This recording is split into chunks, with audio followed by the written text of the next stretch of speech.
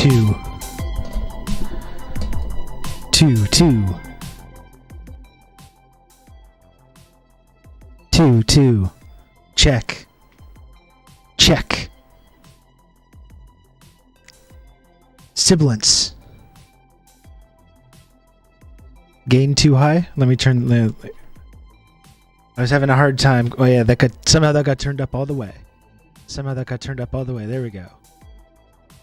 There we go. I'm crushing it today. Pro streamer doing a pro birthday stream here. Really killing it.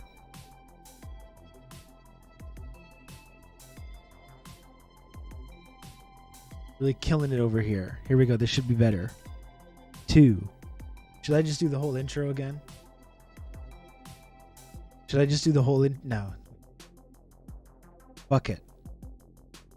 I'm comfortable with myself now. I'm comfortable enough with myself as a diamond tier platinum streamer that I can just move on.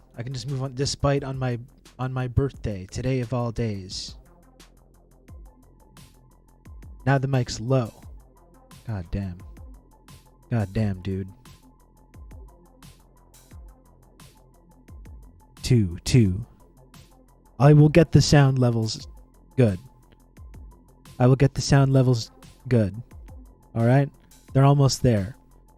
Bear with me. Look at this. This stream is dedicated to this little white orb. This little white orb that I have in front of me, which I purchased in 2018 when I first wanted to get involved with podcasting. I'm coming up on my 4-year anniversary since I got involved in this crazy world of podcasting and Twitch streaming. 4 entire years. And this mic, this little blue snowball, has been with me every step of the way. Every single episode of the podcast, 49th Pair of Hell. Every single episode of the Insurgents podcast. Every single episode of the Rob Rousseau Show. Over 1,000 hours of just Twitch streaming alone. Cheap mic too. It's not a great mic. This was like $75 4 years ago. The mic is stepping down to run a leadership campaign for the ONDP. That's right. Got more charisma in this orb than most of that party has overall.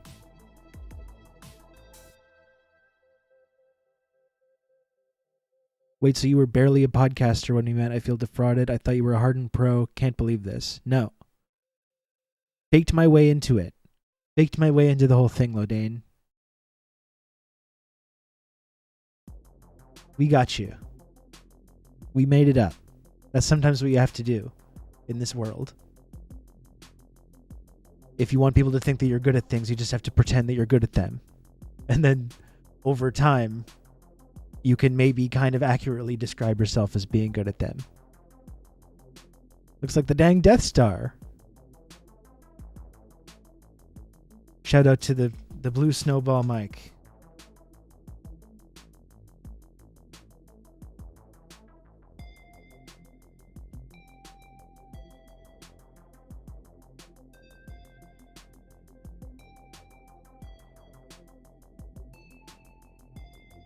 There we go.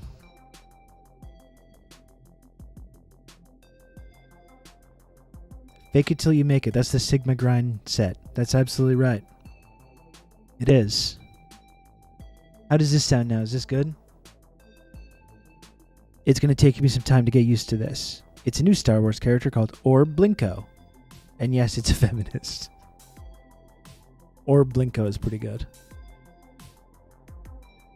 That is pretty good.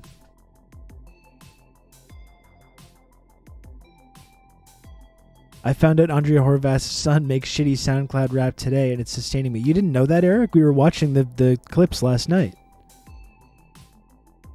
We were watching the clips on the stream last night.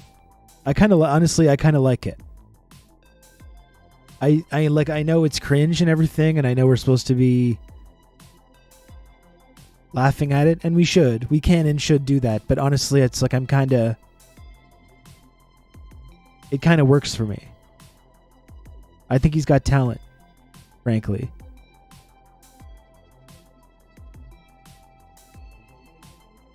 You know?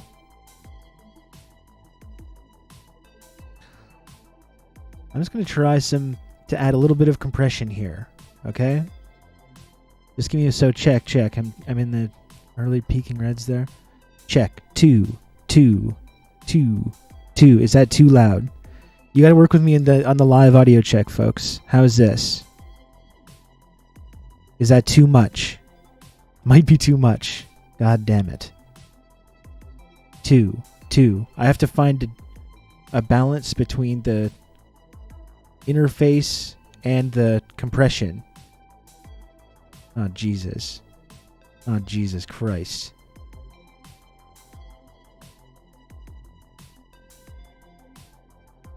This whole stream is just a disaster. This whole stream is just a fucking disaster.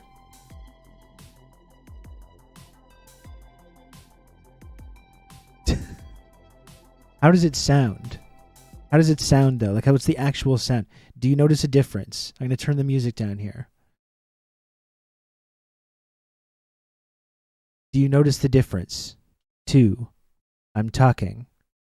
Dulcet tones.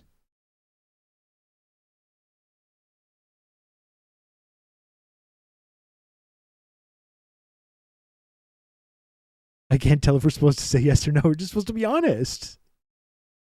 Audio sounds a little crunchy. Okay, I think I turned up that output gain, and I feel like that was a mistake. Try doing some different accents, yeah.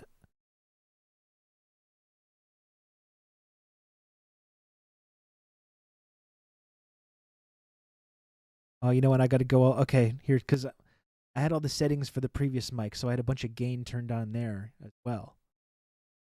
It was very gainy. Now I feel like I can turn that down.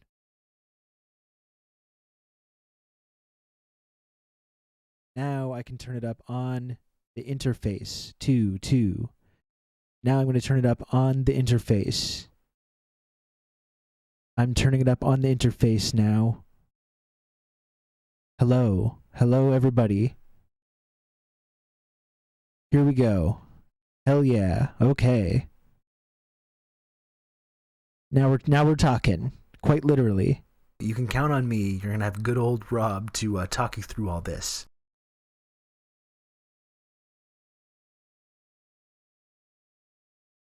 Oh my God. I'm getting really mixed signals here. I'm getting really mixed signals about this whole thing. I turned up the gain too much. I'm getting really mixed signals. Your sub goal and your shirt are like, God damn it.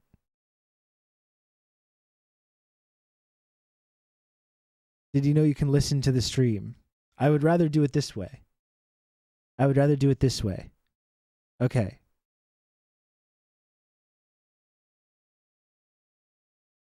All right. I'm sticking with this for now. If you go to twitch.tv/RobRusso, which I hear is a good streamer, I wouldn't recommend that. Oh, and thank you, Drakeson. Thank you, Drakeson, for the tier 1 resub at tier 1. Thank you, Drakeson. Okay. Enable subtitles just in case no one has an AM radio handy. I actually know there's a way to enable subtitles on Twitch, and I probably should have done this weeks ago. I don't know how to do it, though. The real test will be opening a delicious Diet Coke. Well, let's try that right now. Let's try that right this very moment. I'm going to open up my birthday Diet Coke. You have the captions thing researched? Okay, great, Lodane. We'll make sure we enable that. Here we go.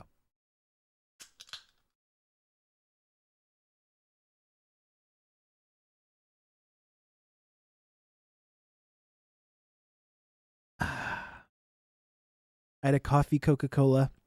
Do not recommend. We simply use the computer to mark up the size of the account.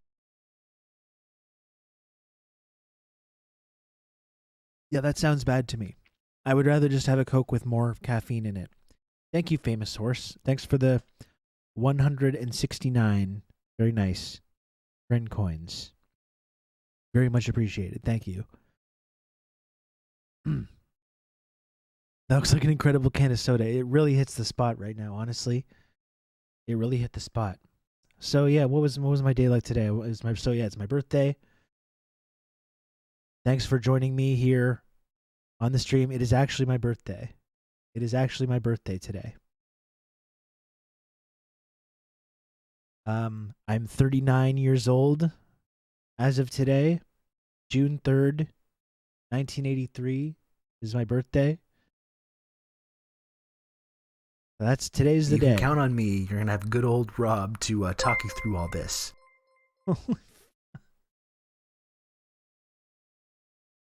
We simply use the computer to mark up the size of the account. I figured I might as well Happy just birthday. give you We the might rest as well of do my a hype donation train. budget Everybody, for let's this all year get to and the be back done of the with train it. and start pushing. Together with everyone in this wonderful community, believe in you, Rob.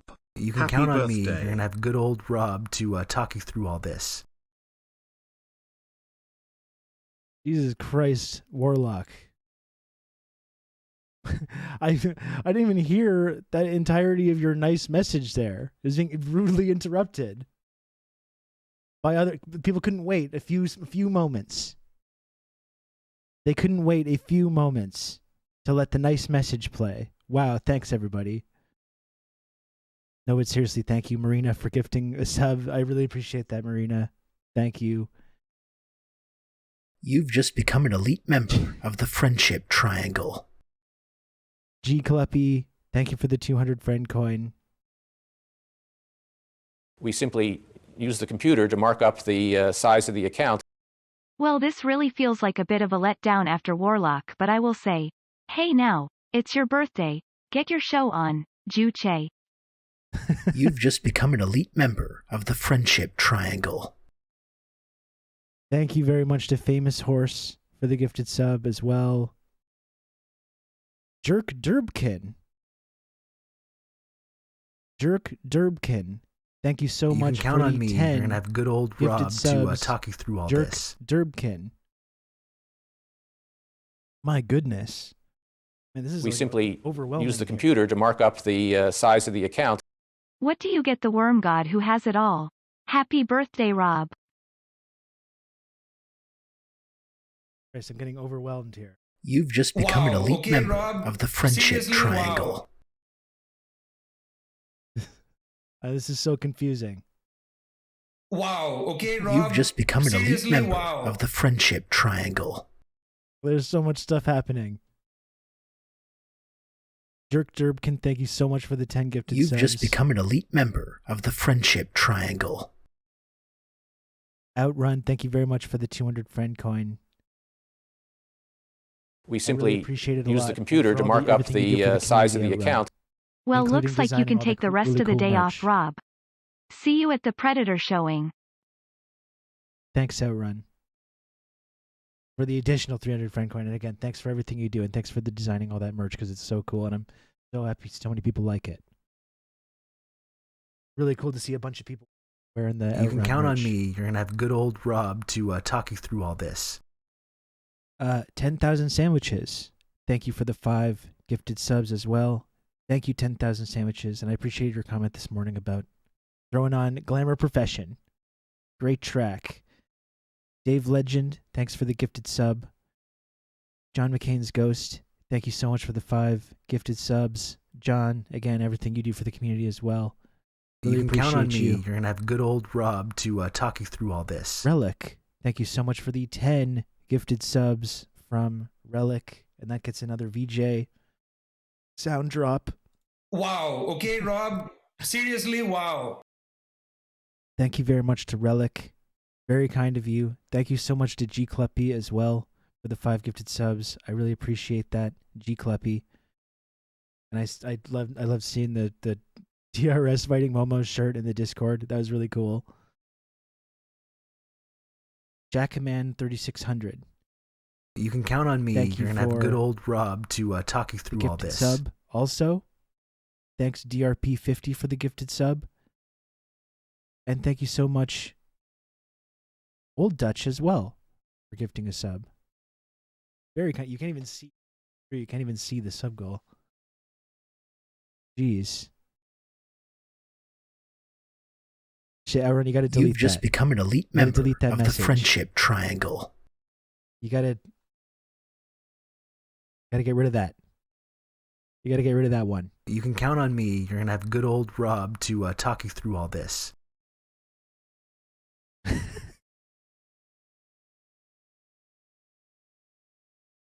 Metal Dipshit.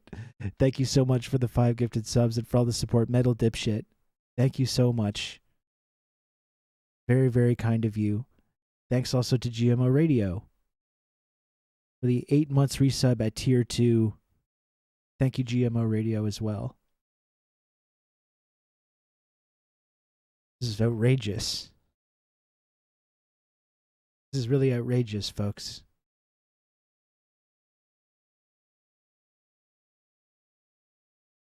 You can count on me. You're going to have good old Rob to talk you through all this.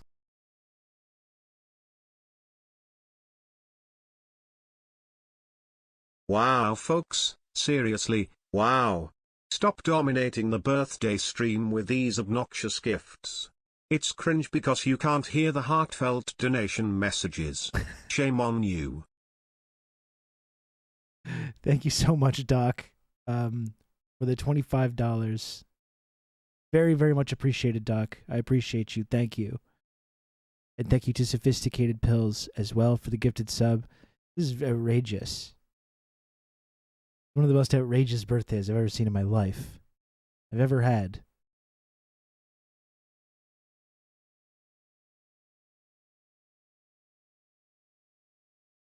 And I gotta say, thank you again to Warlock for the, and I can't believe I'm saying this, $600. That is absolutely fucking ridiculous. This whole thing was ridiculous, but that was like extra ridiculous.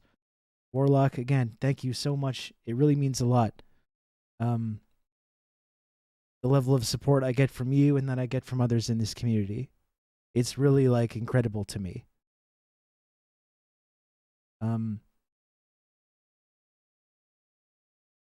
Definitely starting this show and doing this stream and kind of having this community is the thing that I'm like the most proud of creating, like in my whole life. And I kind of spent my whole adult life trying to create stuff.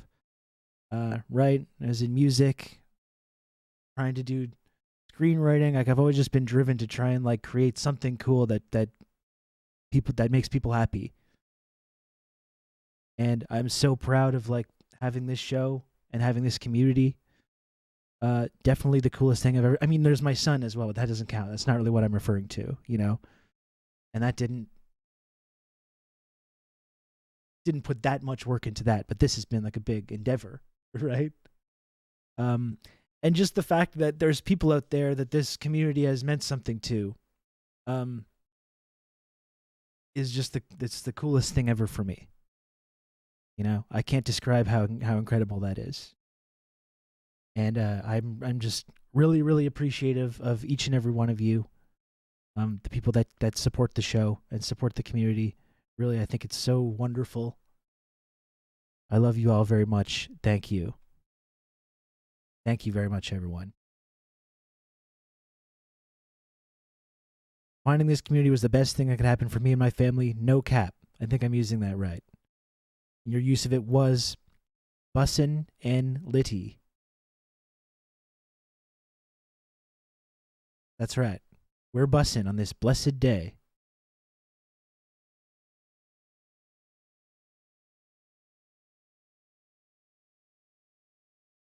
I love this community, and I'm very grateful to Rob for creating it. Much, much fun learning, much solidarity. Thank you so much, G. Cluppy. Really great to hear that. Bussin' makes me feel good. I often say. It's a bussy day. Thank you, Carrier Wave.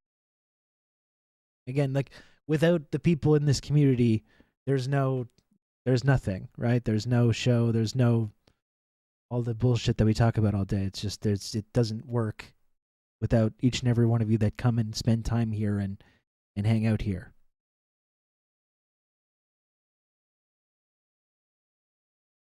It's a great community you've made here. I'm glad to hang out with everyone. Well, thanks, Famous Horse. Thanks for joining us. One of the few places that I feel somewhat normal, at least not insane. I mean, the last couple months especially. It's been hard. It's been hard out there. Taking a lot of sick. You open your Twitter timeline, you're going to talk to friends and family members, you're turning on the news, and it just feels like you're in another dimension, right? And you just feel it's alienating, it's isolating, you don't feel like you belong. And it's been extremely valuable for me as well to be able to have this place and to come, especially in the last 2-3 months. I don't know if I would have completely lost it over the last couple of months. And it's been so helpful just to be able to come to this stream each and every day and be able to talk about this stuff, to talk through it all, to talk through all this, as the saying goes. It's been like a refuge. I'm only in here for a few months new, but it feels like I learned so much from both you and all kinds of community members. Really appreciate all of you. We appreciate you too, Relic. Thank you. It's a little oasis of sanity. It is. It is. I'm so tempted to say it's Rob Bussy Day.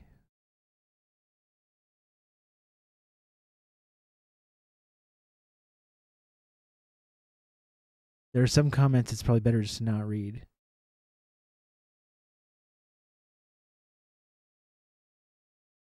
Let's pour one out for the trolls that have come and gone and their weird online manifestos. We've had a couple of good ones.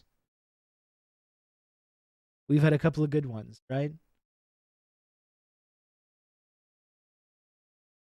There was the modal fallacies, the modal fallacy person, the well-read anarchists, of course. There's been a number of fine folks. Nazi Newman, of course. Friend of the stream, Nazi eugenicist proponent Newman and his 20 different accounts that he creates to come and try and comment here in the chat.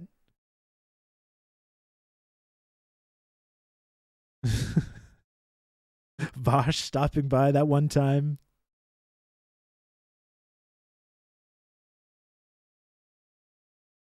This stream helps me get through my rather mind-numbing workday. I really appreciate you, Rob, and all my friends here in the computer.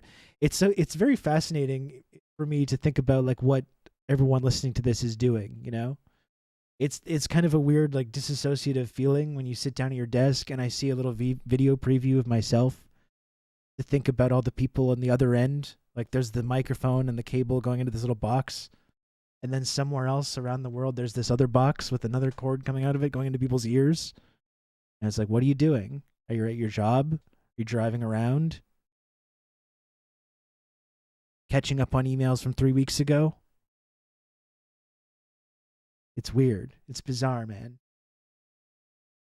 You really don't want to know. I'm sure there's all kinds of people, such as Marina, going to do all kinds of weird stuff that we don't need to get into the details of.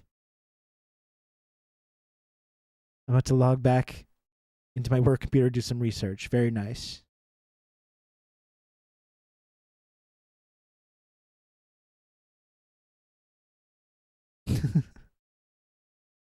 I'm delivering food. That's cool, Tex. Love all my computer friends, absolutely.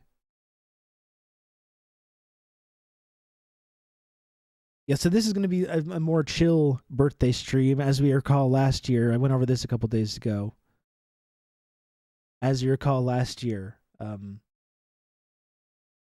I spent the entire day talking about World War II and relitigating where all these fascists went following World War II, and I had this nonstop stream of all kinds of interesting folks passing through here, and in my Twitter mentions.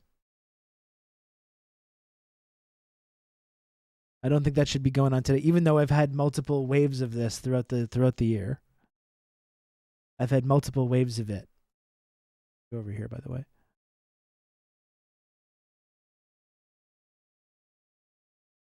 But not lately. Multiple waves of it throughout the year, but not lately.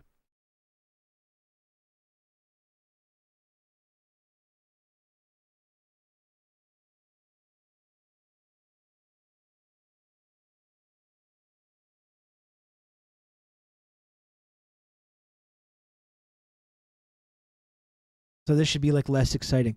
But maybe we can still talk about something cool or look at some kind of cool video or do something interesting. When'd you get the new mic? Yeah, I got it last night. The birthday mic. It's a birthday mic. You can count on me. You're gonna have good old Rob to talk you through all this. Happy B-Day, Rib. My partner got it for me. Very thankful for her. It was very sweet. Was that the first OmniLib meltdown? That's right. Thank you, Lack of XP, for the 1 entire year of Tier 1 from Lack of XP. Thank you very much. That's right.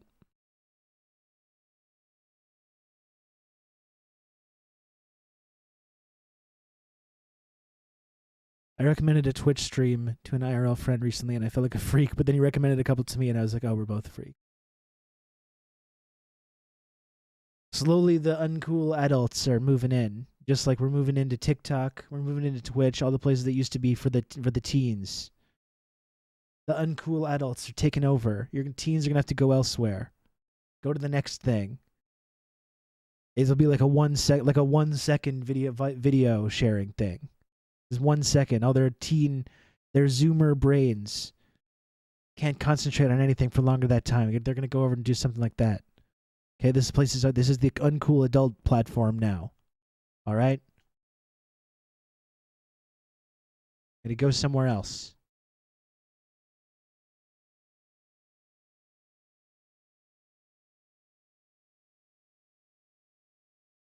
The new Facebook. That's right. This is where I'm putting down my flag here. I'm not moving. I'm gonna be like one of those uncool boomers on Facebook today. When I'm that age, I'm still gonna be here. We wear socks with slippers. We like to grill. This is our truth. I actually can't wear. I've tried to wear socks with slippers. Okay, that's one thing. I was thinking more sandals. I can't do that yet. I'm not that much of like a middle-aged man yet. I still feel uncomfortable doing it.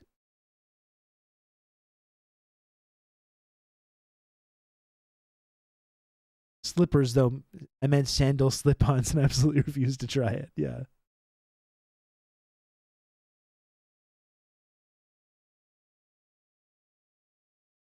I'm worried it'll be comfortable, and then there's no turning back. No, you can't move on from that.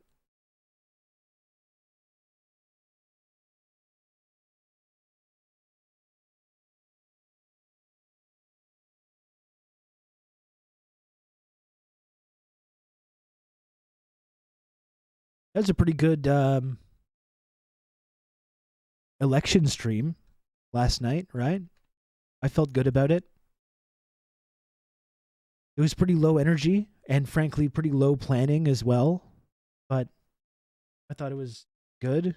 I enjoyed breaking that down. I was thankful for Jay Watts that he can come and spend some time on the stream to break this stuff down. I think I love Jay's perspective, and I think that's very much lacking in our media coverage of this type of stuff. So I'm happy to be able to provide a sort of platform for that in this kind of electoral season.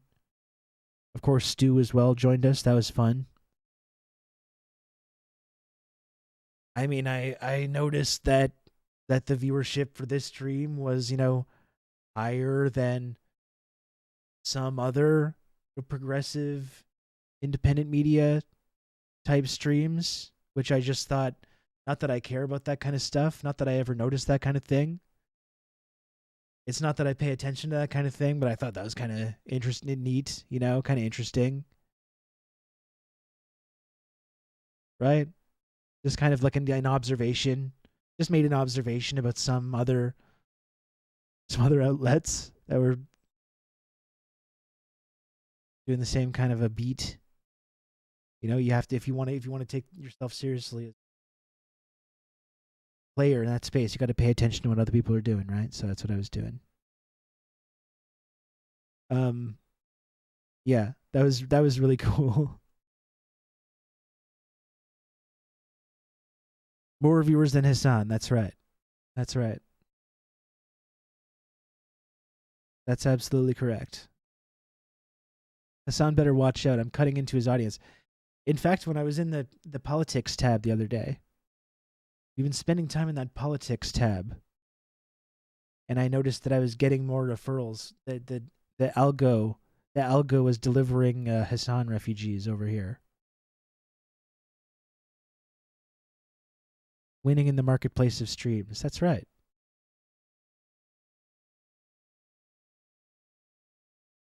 Seeing the juxtaposition with the CBC coverage was jarring. Yeah, it's like it's amazing. Like once you sort of get out of the media bubble, to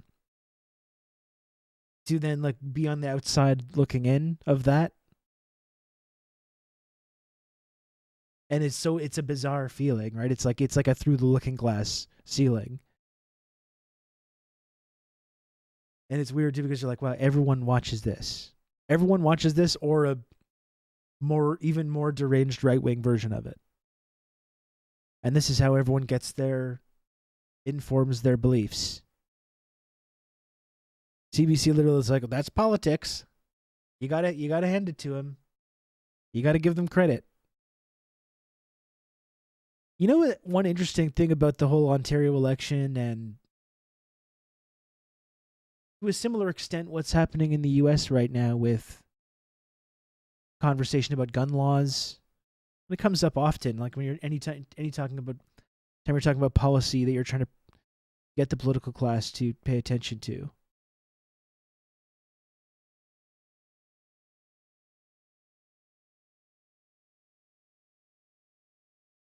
You gotta stop watching 90 Day Fiancé.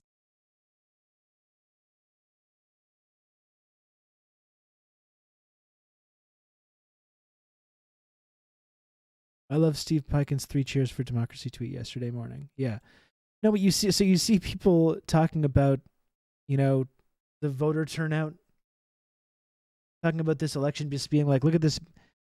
It looks like a progressive conservative. It looks like a conservative wave election here, but like no one votes. Like they're barely capturing any of the actual majority of voters. Yet they have unfettered ability to do all the whatever, psychotic, corrupt development project you want to go ahead with now, or destroy what remains of public health care.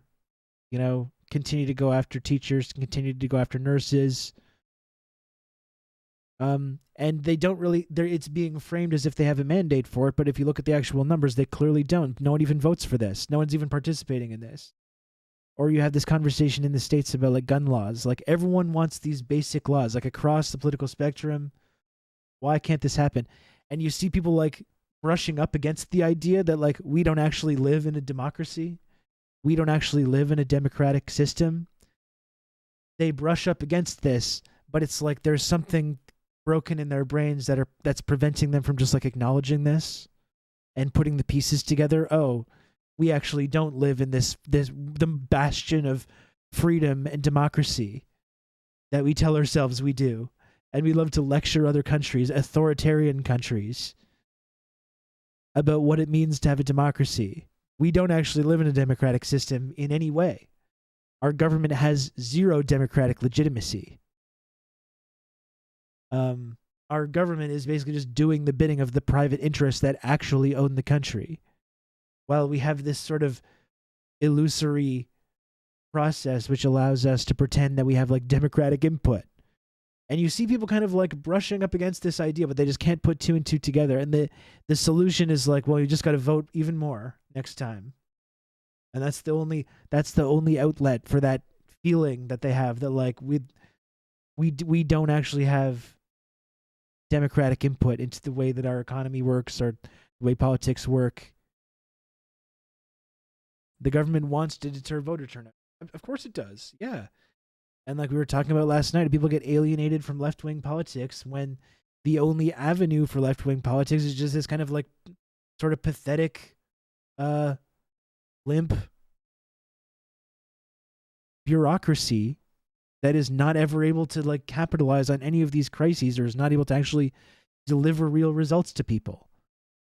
People see that that's the only avenue for those kind of progressive ideas, and they just like quit. Or like Jay was saying, they get involved in the party and they say, I'm going to change the party from within, and I'm going to do everything right, and I'm going to be an activist in the NDP, and I'm going to do what I have to do to pull the party left. And then they spend 5 years doing that, just feeling like they're struggling against this like brick wall. And then they just get burned out and just leave, and they just quit thinking about politics or engaging with politics. Now, I'm a smart cookie. Propaganda doesn't affect me. I know propaganda exists after all. That's right. I'm immune to it. I live in the West where we have free press and we don't have propaganda. We have the free exchange of ideas. So if anyone tried to propagandize to me, I'd say, no thank you, sir. No thank you. We have a long-standing leftist magazine here that gushed about how democracy works after liberals came into power and pushed out the conservatives. It's dismal. Well, yeah, it's because they fetishize this process, right? And that's just even the process, just doing anything at all, just replacing one ruling class party with another ruling class party, one kind of right-leaning neoliberal party, replace it with like a centrist neoliberal party.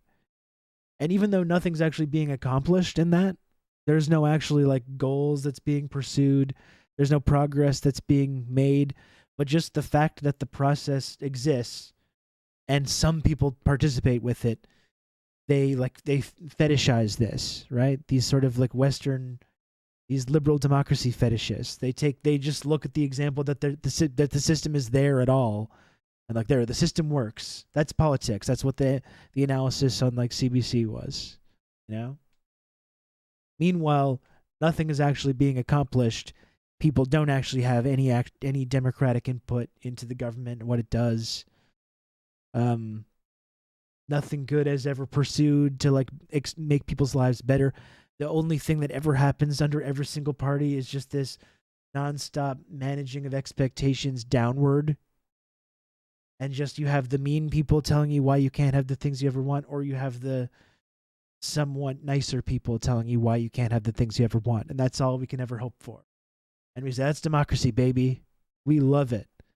Aren't you thankful you live in this system and not one of these systems like authoritarian China, where you can't engage in this process of going and writing down something on a piece of paper every few years and putting it in a box and having nothing change whatsoever about your life as a result of that, and you just go home and kind of forget about it until it's the next time to go write things down. Aren't you thankful you don't live in a society where you actually have the government doing things? The government just says, like, we think it would be helpful for people to do this, and they just do the thing. Imagine living in a scary society like that. It's terrifying. It's really terrifying.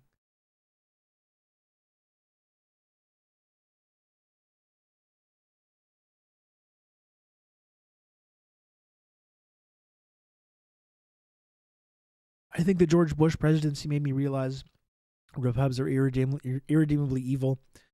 What the Obama presidency made me realize the Dems aren't there to fix issues. I mean, that's the thing, Electric Boot. Like, again, it's my birthday today. I don't know if you've heard that, but it is. It is my birthday. But that's the thing. I think if you're my age, I'm 39 years old, and just like people wonder why people in Canada or people around the world are obsessed with America and why they talk about America so much, and that's because it's like these things are radicalizing for everyone. You know, like the Bush administration followed by the Obama administration, those 16 years, right? Which is like when that's starting when I was in like my late teens, early 20s to later on my mid 30s. Just observing that period play out on an international basis, like in terms of the United States' international role in the world, I think was just extremely radicalizing. And I think makes you understand the way this dynamic works in the West with this push and pull between liberal and conservative. It makes you see this kind of good cop, bad cop scam for what it is, right? And everyone around the world was paying attention to Obama and with the Bush administration got that sense of alienation that comes from that.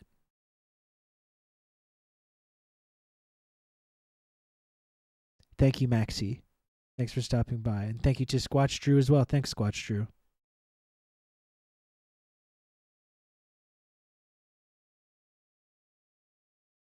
Good afternoon, Rob, and happy birthday. In lieu of a physical gift, I instead will choose to encourage you to continue being the most subversive stream in the world. There's, of course, no greater gift than this. 83 gang. Hell yeah, 83 gang. Progressive Canuck. Thank you very much. I appreciate it.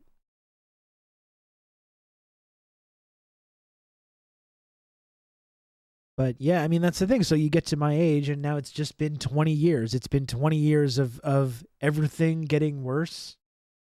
I talk about this often, is what not only do you see the way elite political forces are working together during this period, but you see the way that social movements begin. You can count on me and are absorbed. Good old Rob to talk you through all this.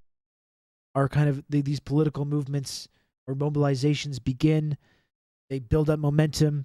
They get absorbed by the sort of liberal establishment, and then they dissipate. And then there's another wave, and then that dissipates. And like you see over the years, 20 years of this, now you see that just happen time and time again.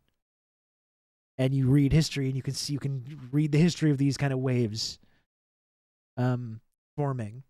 There's a great moment in a famous part in Fear and Loathing in Las Vegas where Hunter S. Thompson talks about that. See the right kind of eyes, you can look down and see the high water mark where the wave broke and rolled back. That always really stuck out to me. Because it's not just about the last 20 years, it's about, trace this kind of phenomenon back decades. Progressive Canuck, thanks you very much for the gifted sub. Thank you, Progressive Canuck.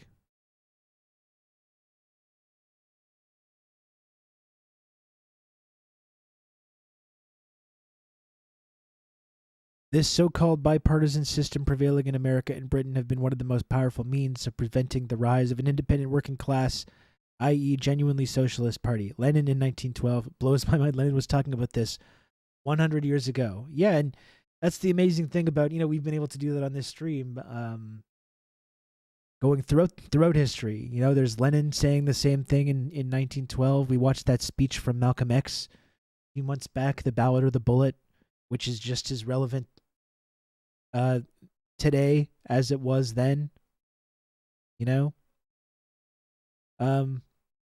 that's exactly why people are vilified. That's exactly why Lenin is vilified as a figure, precisely because he was able to articulate things in this way.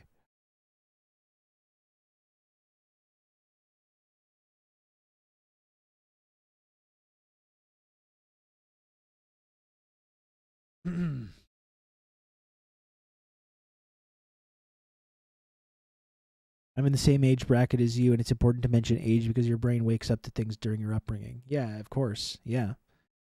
I mean, even just the last, I don't even need to go back to 2001 or 9/11 or the Bush administration or Iraq or any of that stuff.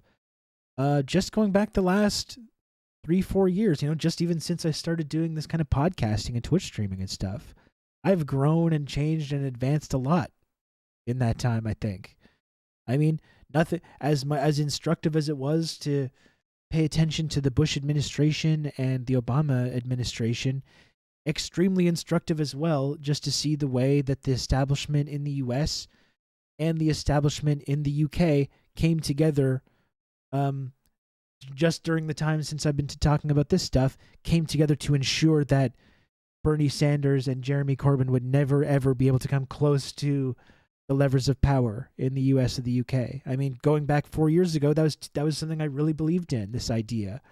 The idea of electing someone like one of those guys who's going to become the leader of one of these kind of bourgeois parties or bourgeois countries, and then do good things from that position. I really believed in this possibility. And seeing the way that both of these campaigns and both of these movements were just kind of crushed by the establishment in each country was also really informative in terms of my political understanding of how things work in our society. So even just in the last few years, I think I've moved in that direction. You can change the parties, but you can't change the policies. Yeah, well, and that's the thing, Dakadu. Like, even with we have this scope of acceptable speech, which you can debate lively in our sort of marketplace of ideas. It's the same with politics, right? Where you do have, there's a different. I don't think that it's that, the Liberal Party is the exact same as the Conservative Party, or that the Democratic Party is the exact same as the Republican Party. But overall, in terms of their dedication to capitalism, imperialism, austerity, these things, I mean, they more or less agree on these basic projects, on these basic principles. And, there's different things that they disagree on outside of that in terms of some certain social justice issues. Not that their solutions really are all that different. It's mostly just a matter of rhetoric than anything else. But you'll have the Democratic Party supporting some like certain social spending where Republicans won't. You'll have the liberals promoting certain things like marijuana legalization where conservatives don't. There's differences.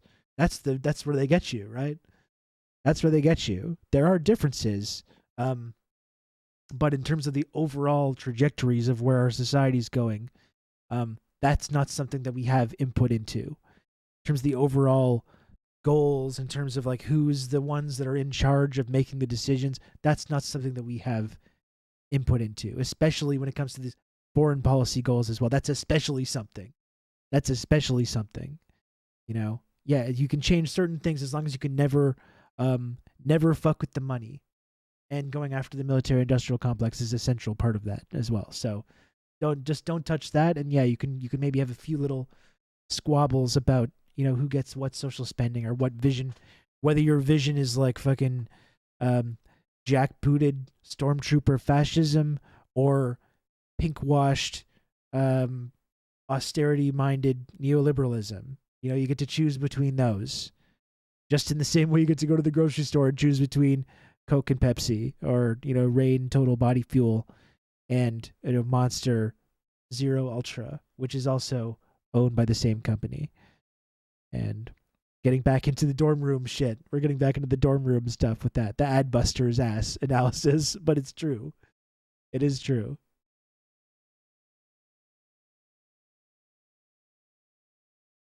It's so frustrating when people are like, you're ungrateful, unreasonable, immature about politics. I'm 35 years old and not a dummy and have been a leftist hoping the Democratic Party improves my whole life. I'm done, and that's totally reasonable. I think that's a really reasonable stance after, spending a few decades paying attention to these forces. I think that's pretty reasonable to just opt out of that. Or, like, there's something I've been thinking about a lot, and something that came up during the conversation last night with Jay in talking about the election, is starting a new party. I think that's something that we should be taking a look at, especially in Canada. The U.S., I think, is a different thing. I don't know. I don't know what the answer is when it comes to the U.S. I don't know if starting a third party is meaningful or not. I do think, though, there's space for this in Canada to do. And providing an outlet for some of the energy and some of the anger that young people have. You can count on me. You're going to have good old Rob to talk you through all this. TRRS party, let's go. Thank you, Usari. Thank you very much for the 11 months of Prime. Very much appreciated. Thank you. Thank you, Sean, as well. What about starting a cult? I wouldn't do that. No, I don't know if that's a good idea. I don't know if that's a good idea. And if your theta levels are high enough, we might even let you in on the golden path. I've talked before about how I think it's dangerous that the only outlet for the anger at our system that there is right now is, politically anyways, is these right-wing movements. The only outlet for this anger at the way our system is broken, that are really actually attacking the democratic institutions, the so-called democratic institutions. I think it's really dangerous that the only movement where that kind of energy is going, in Canada especially, is into these wacky right-wing movements. These conspiracy theory, anti-vax, anti-mask, far-right movements. That's the only way this anger is going. And the anger that people have, the alienation that people have, that's a normal reaction to witnessing all this happen day in, day out. And there needs to be an avenue, a vehicle for that kind of sentiment on the left. Because right now, going back to what we were talking about last night, the NDP is not it. The NDP is not it. The Democratic Party is not it. Right? That's where all the energy from these social movements gets funneled into these parties, and it just dissipates, and they do nothing with it. And they say all you can do is vote. And people are tired of this. Like we said, people are alienated by our system. People are aware that we don't actually live in a democracy. People know this intrinsically, even if they're not able to articulate it.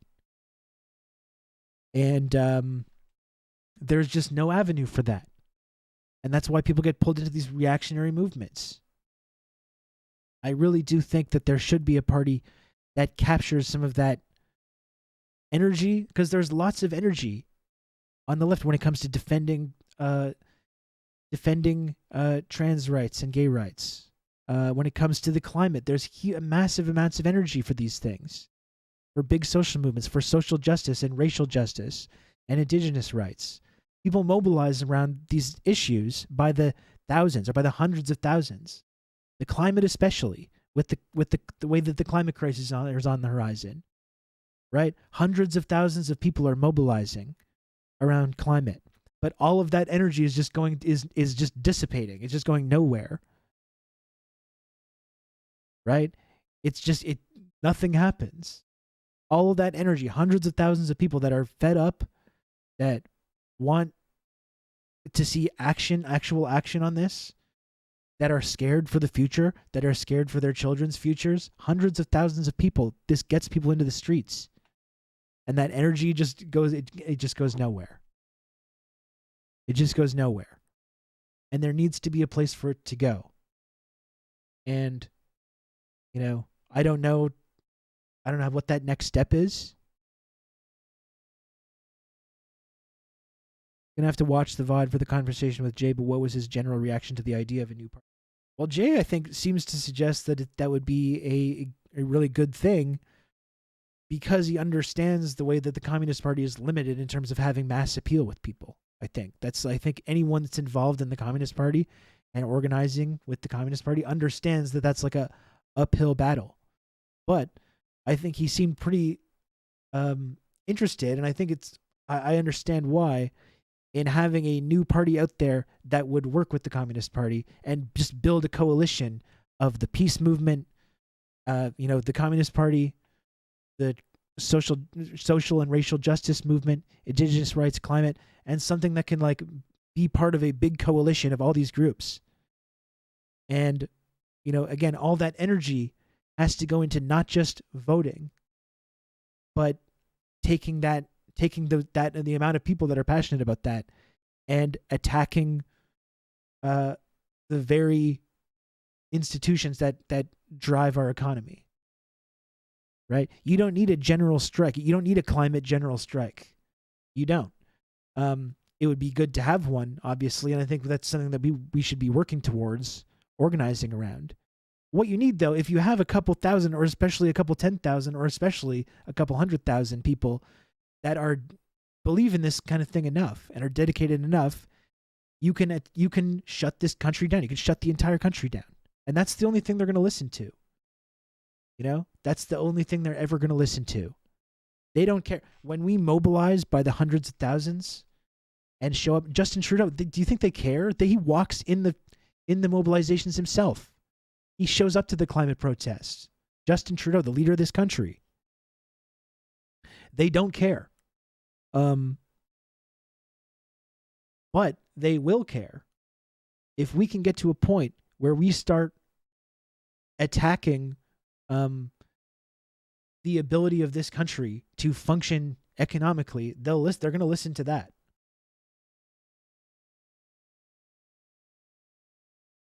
And I think, frankly, we should talk more about how our democracy is not legitimate, about how our government has no democratic legitimacy. And that should be a central part of like the way we talk about these things. And not just, again, I've talked about this a lot over the last couple of weeks, not just mobilize and ask our publicly elected officials in this system to maybe, if they don't mind, passing legislation that prevents us from going down this path of fucking climate collapse.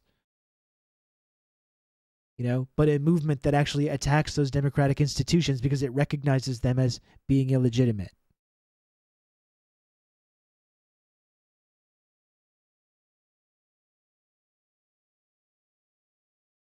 I think in Ontario and elsewhere around the country, this is something we got to start thinking about.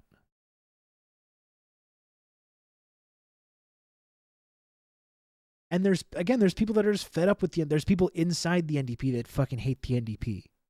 There's members of parliament in the NDP that I'm sure are fed up with the NDP and hate the NDP. That I think would be willing to listen if there was another alternative.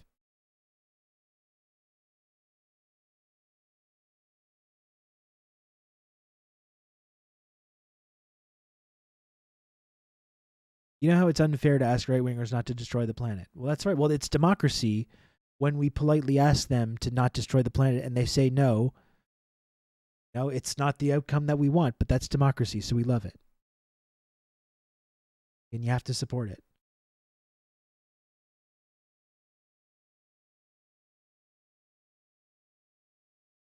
Yeah, I think Nikki Ashton could be persuaded too. Like, Nikki Ashton did an event with Jeremy Corbyn and got like people in her own party were trying to like cancel her over it. Like, you know, her ideas are not taken seriously in that party.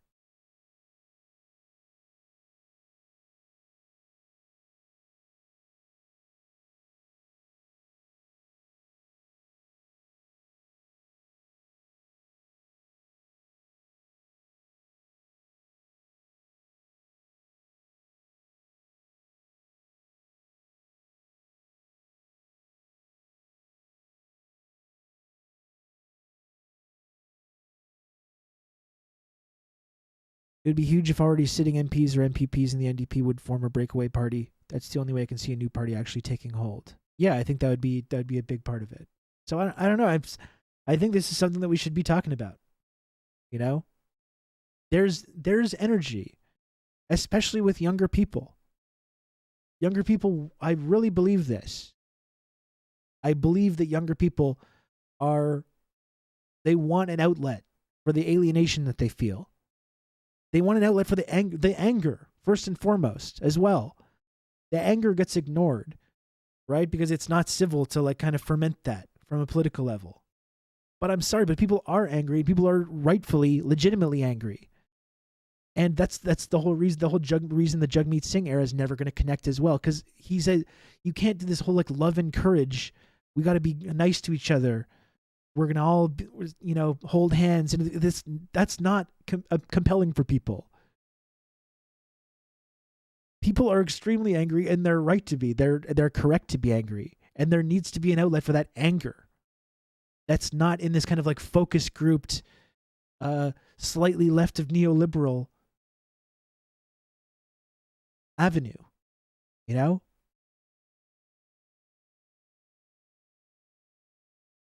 I'm angry. I'm extremely angry. You know? I'm tired of this. I'm tired of the fact that this country is owned by a handful of fossil fuel companies and mining companies. And that we're heading headlong into this climate disaster and doing fuck all to prevent it. And in fact, heading down the path of more global conflict. That's where our ruling class is bringing us right now.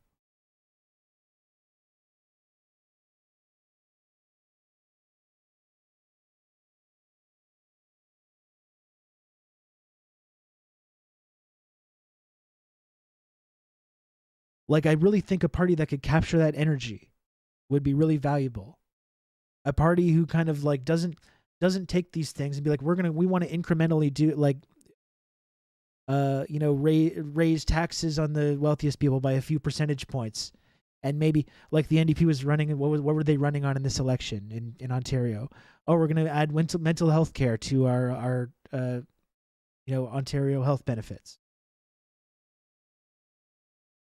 I would like to be in part of a party that was not just being like, yeah, please, maybe we can win a few seats in this next election, but that says to the ruling class in this country and says, we're coming for the whole thing.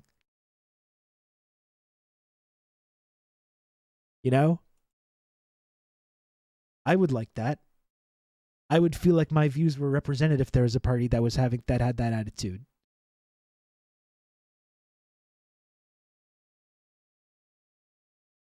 The libs under Freeland will be even more psychotically pro-NATO too.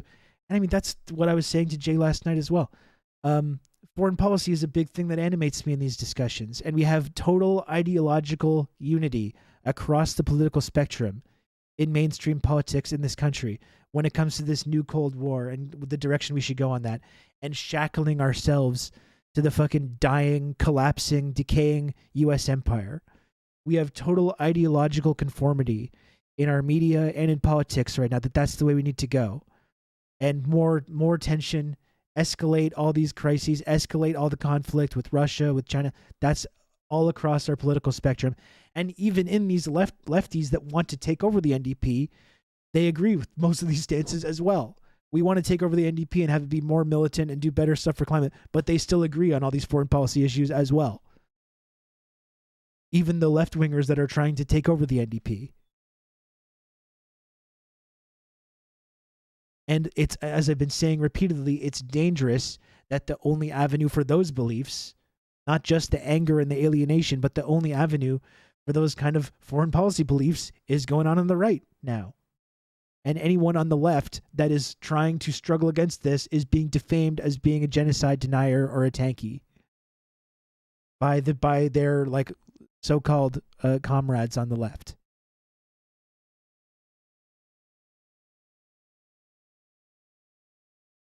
That's right. We got the pro-NATO leftists. And they're the ones that are like, that's the best hope for the NDP, that the pro-NATO leftists that are maybe more left-wing and progressive than the current party establishment get in and do a hostile takeover of the NDP. That's the plan right now. It is bleak. Yeah. And like I said, I don't know if a new party would be the best thing for the U.S. I have no idea what the best thing to do in the U.S. is. But I really think something like this could work in Canada to make an impact.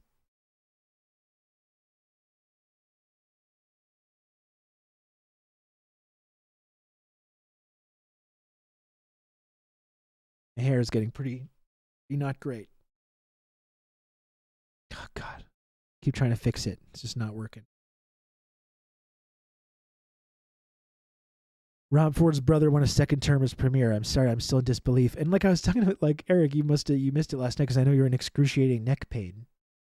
I was sorry to hear. But I know you were having that. I'm sure you were having a similarly like disassociative feeling last night, seeing with that result, with the big result for Doug Ford and the Conservatives, and just the complete lack of engagement with the whole process. The way no one's even participating and no one's even voting, the lack of turnout.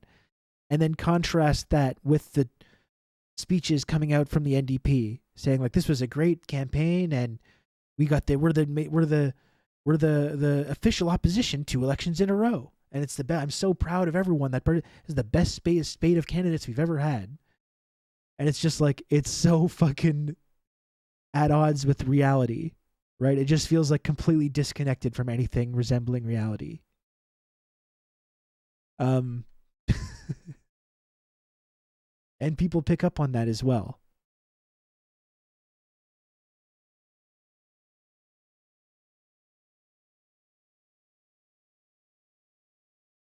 How sad is it that this is Ontario's own personal second Bush Jr. term?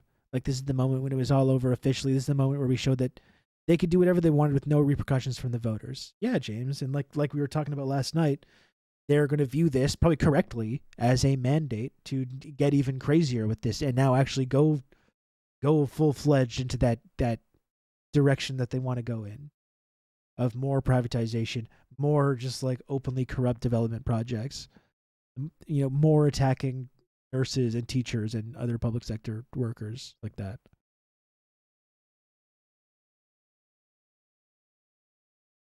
We're the official opposition. We're going to go down to Parliament and be totally ignored by sitting majority PCs. Praise us. I mean, that's, folks, there needs to be a party that has higher ambitions than this. You know what I mean? We gotta manifest something better than this.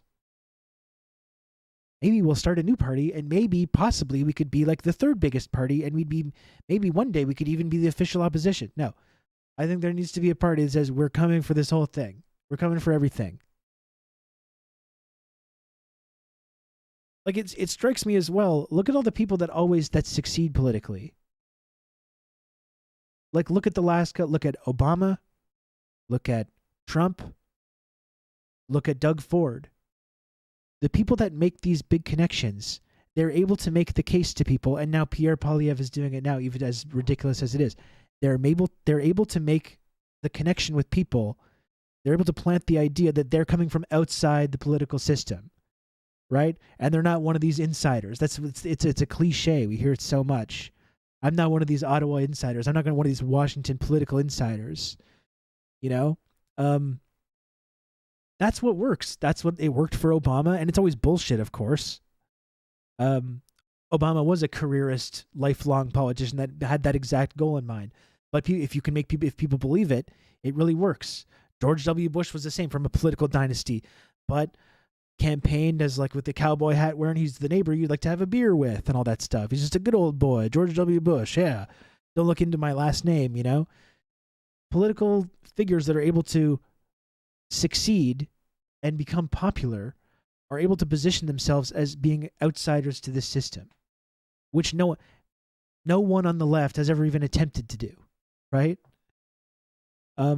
I really think that's a part of, like, if there's a party and a movement that's built around this idea that we're coming from outside the system, that we hate, and that we are indeed coming to destroy this system,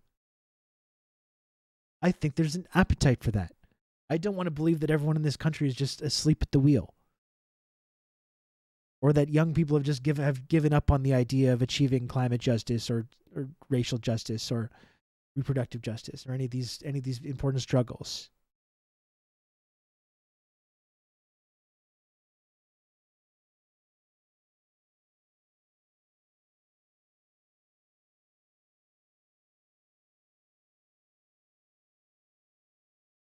Jason Kenney, the people's champion. That's right. Like, it's really like Doug Ford is able to position himself as one of these, like, everyman types while he's the premier, and the party that's the official opposition, who have never been in charge, are positioned as, like, the lifelong insiders.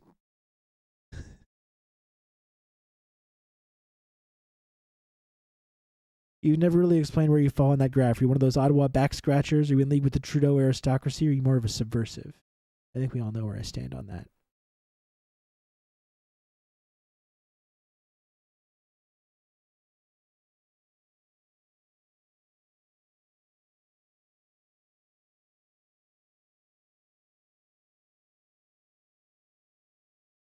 Doug is the son of an MPP, the brother of a silly mayor. and the uncle of another MPP, and the brother, of course, to a former mayor of Toronto. Yeah, definitely a definite outsider, and literally the sitting premier. Rob's more of a classical liberal. That's right.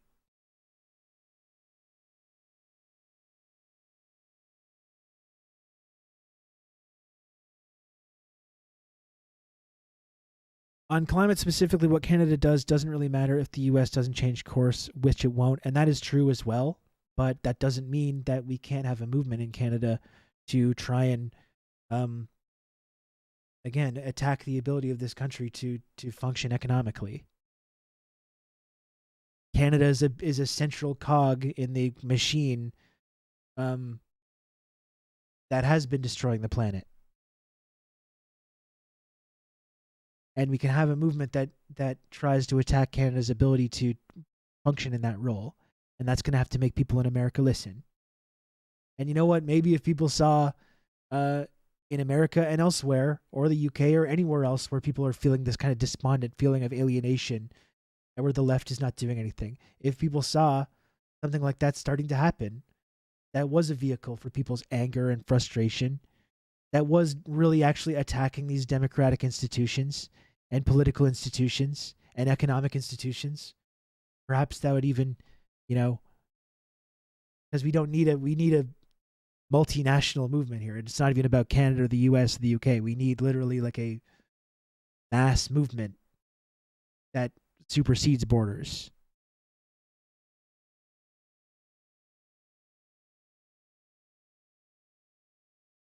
We need the client states to push back. Yeah. I mean, who knows if it's even going to have an impact. But the point is, though, that like we don't just have to sit around and wait forever for the NDP to be good. That's kind of my point. It doesn't even mean any of this would work, or that it doesn't even mean that I'm not even convinced that we have the ability to alter our course in this way. That doesn't mean we can't try, though. Right? It doesn't mean we can't try. Why not us? That's the question. Why not us? Thank you, Stu, for the birthday wishes, and thanks for hanging out on the stream last night as well. I appreciate you, Stu. You're very optimistic. I mean, I try to show revolutionary optimism. We have to be realistic as well, that none of this stuff is easy, and that failure is a very likely outcome. I think you have to try to have revolutionary optimism while also keeping in mind that the most likely outcome in any of these efforts is failure. You can hold these two ideas in your mind at the same time. It likely won't work, but that's the struggle, especially at this point in time. You really need to wake people up politically. Yeah, it's part of the struggle. Even if it's just playing one small role in a generations long fight, that's still not so bad to be. That's a long and glorious tradition to be a part of. Thank you, Lana. Thanks for the HBD wishes. Thanks, Lana. What do you think of my new mic?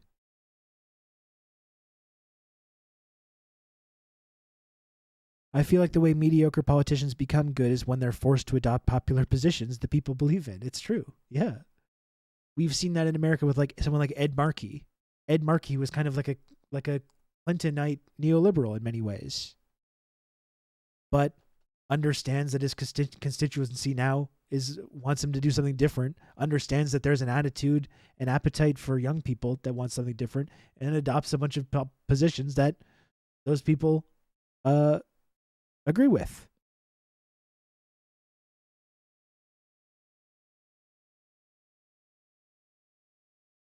Ed Mackey.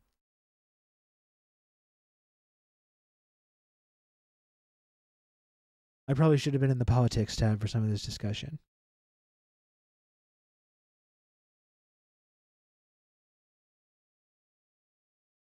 Go Celtics. I'm sorry.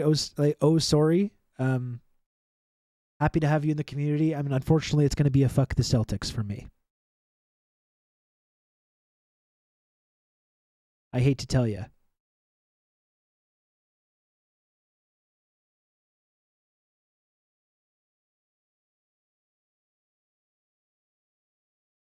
HBD Rob, apologies if you've spoken about this piece, but it solidified my own experience when challenging other worldviews by challenging the Empire. Yeah, I appreciate the work that Caitlin does on that stuff. I haven't read that one, but I like Caitlin, though. Warriors going to get crushed. No, I think we will see the Warriors make some adjustments. They had a bad fourth quarter, obviously, yesterday. I didn't see the game, but obviously a really terrible fourth quarter. I think they'll make some adjustments.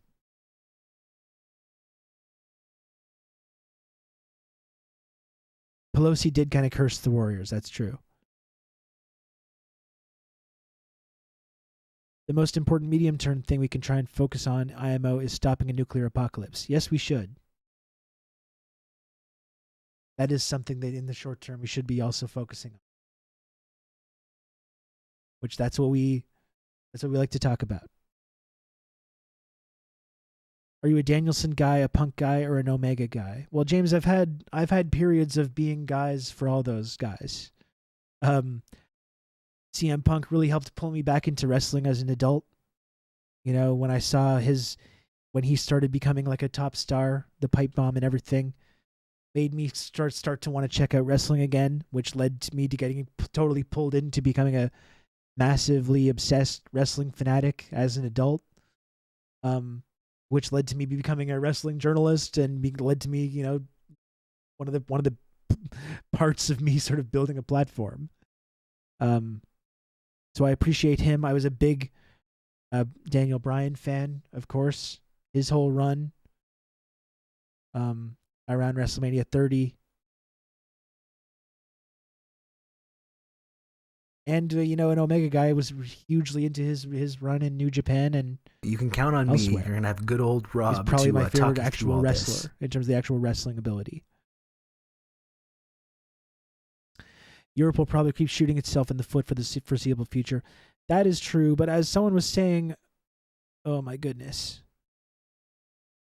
Where was that actually? You can count on me. You're going to have good old Rob to talk you through all this.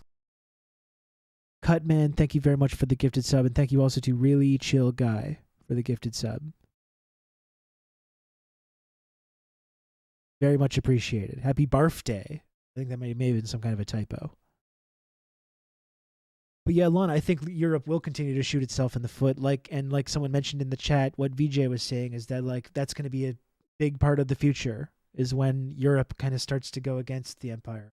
Which hopefully, I mean, eventually, once they continue, if they keep shooting themselves in the foot the way that they are, the current ruling class in Europe right now, eventually that's going to lead to sort of a backlash. Inshallah.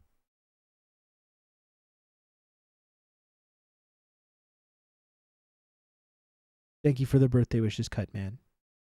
And the gifted sub. I appreciate it a lot. Maybe we can even watch that. I know there's a new VJ clip. Maybe we can even watch that. Right? I ranted a little bit about why I think we need... What was my Audacity? It was open this whole time. By the way, I know I talked about it in the Discord while we were talking about wrestling. Again, I mentioned in the Discord, I did love that MJF promo. I absolutely loved it the other day. Calling Tony Khan a fucking mark was just so funny. I thought that was wonderful. You like that too, Lana? God, that was great. Fire me! You fucking mark! That's a legendary wrestling moment already.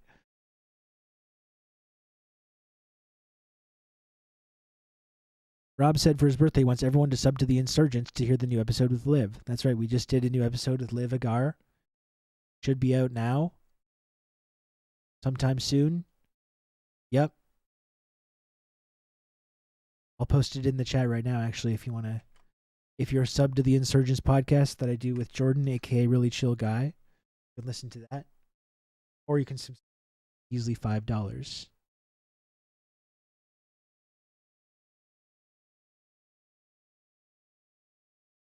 You can listen to the episode. Tony Khan took 2 years from insisting he wasn't going to be an on-screen character to being called a money mark on television. He couldn't resist. I wouldn't be able to resist either, though. I wouldn't be able to resist either. Politics is pro wrestling. Both sides are making it seem like they're fighting when in reality they're working together to take your money. I mean, it's almost a cliche to point that out, Jay, but it's like it's true, and that's why I was talking about pro wrestling has been a central part of my sort of political journey. I think you can't really understand American politics if you don't understand some of this wrestling terminology like kayfabe and the way that wrestling works, and you understand again why someone like Donald Trump becomes such a popular figure, because he's a great heel. You know what? That's what the left needs. Going back to what I was saying before. The left needs a great heel. Someone that's not going to get up to the point of taking power and have the liberal establishment say, now, you're being too mean, and you say, oh, I'm sorry, I'm going to do things the right way and try and elect figures in this party and then try and see if we can ask politely. No. We need a left-wing heel that's going to lean into all this shit the exact same way that Trump did. And the more that people complain, the more you double and triple down on the things that they're freaking out about. That's what we never see from the left. I want to see a great heel. Like Bernie, but with Trump characteristics. You know how great that would be? That's the only way this shit is ever going to work.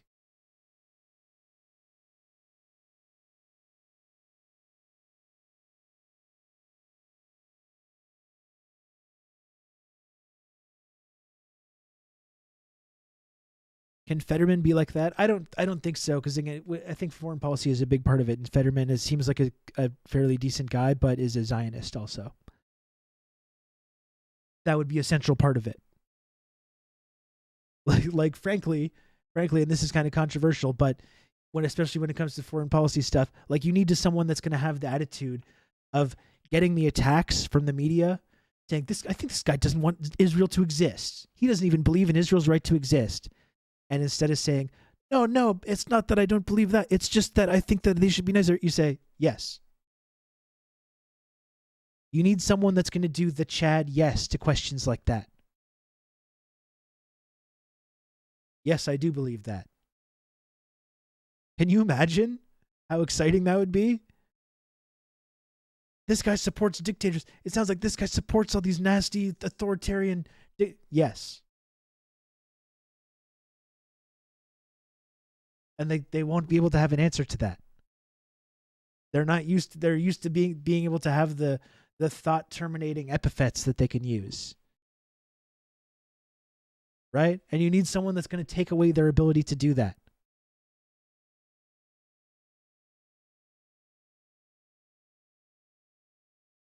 You know, the minute someone used the fact I'm a sex worker against me, I would just show my titties on the debate stage. And I would do the same in solidarity.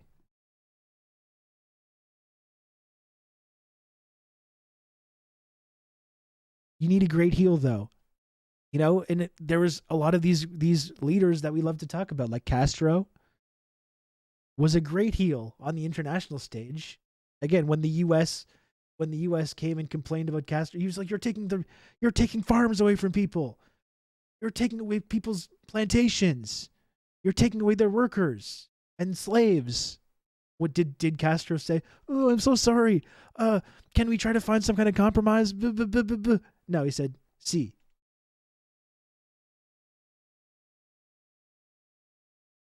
Giga Chad. No, we need more leftist Giga Chads, is what I'm saying. Lenin was like, "I don't care, just shoot people in the party betraying us."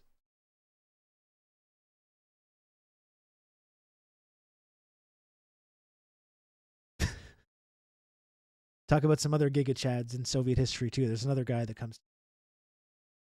character that comes to mind in this moment. Kind of controversial. Certain other figures from Soviet history stand out like that.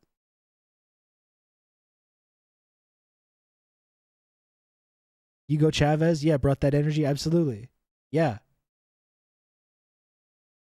Absolutely. We need this. If there's anyone like, and that's the thing when it comes to Corbyn, right? When it comes to the Corbyn thing, Like, what would have would thing? I don't know if things would have played out differently, but you know what I would have loved to see when Corbyn was getting under this relentless smear campaign? If he had said, "This is a fucking smear campaign. Don't lecture me about anti-Semitism. I've built my whole career about being anti-racist and fighting against anti-Semitism. I've done that my whole fucking life. No, there's no crisis. This is a smear campaign. You're the anti-Semites." Talking to the Conservative Party, I don't know if things would have played out differently, but it didn't do Corbyn any favors, being like, oh, and just kind of meekly accepting this criticism and pretending that it was in good faith, and endlessly apologizing over and over and over for it.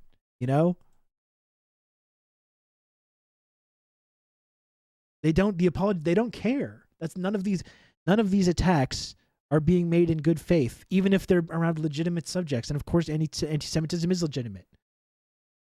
Even if they're being made around legitimate things, these attacks are not being made in good faith.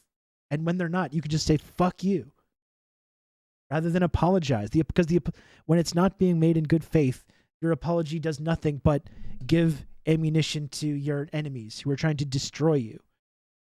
They're trying to destroy you.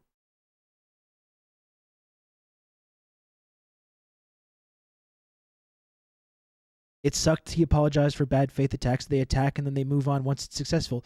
No, it's just once you apologize, Squatch, then they know that they've got you. Then they know that they've got something on you. Did those attacks stop when Corbyn apologized or when he signaled that he was going to do it? No, of course. They picked up in intensity because they knew that they could win on that, and they did. They destroyed him. They not only destroyed the movement, but they destroyed his people's perception of him.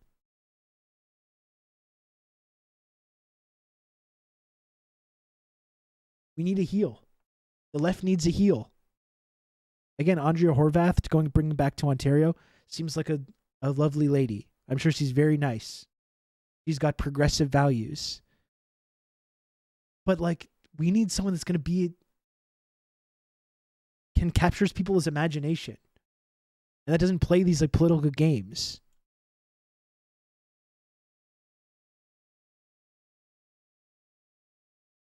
I almost wonder if they have something else they're using to hold these guys hostage, or maybe they're just spineless. I mean, I don't know about Corbyn. I guess when it comes to these other mainstream politicians, that's why they all come from these Ivy League worlds with all these weird secret societies where they're all fucking hanging out, jerking off into skulls together and stuff. That's how they get compromat on each other. And then when they get to a point of being in power, then they're like, well, now you have to play ball.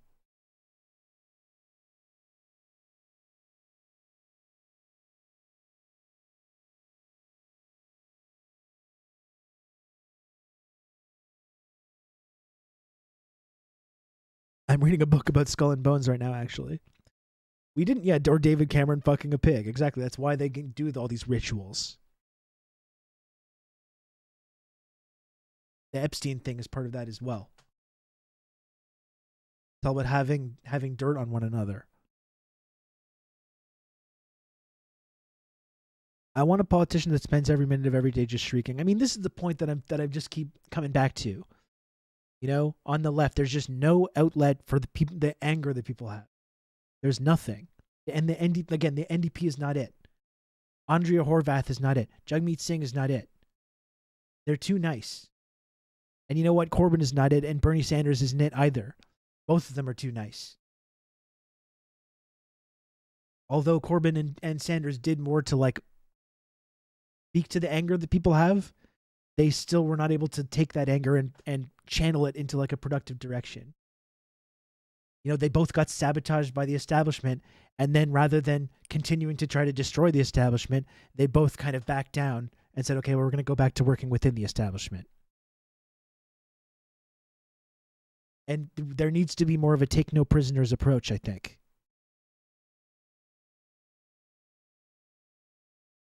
You should have taken this decisive pro-Brexit stance, or should have called it People's Brexit.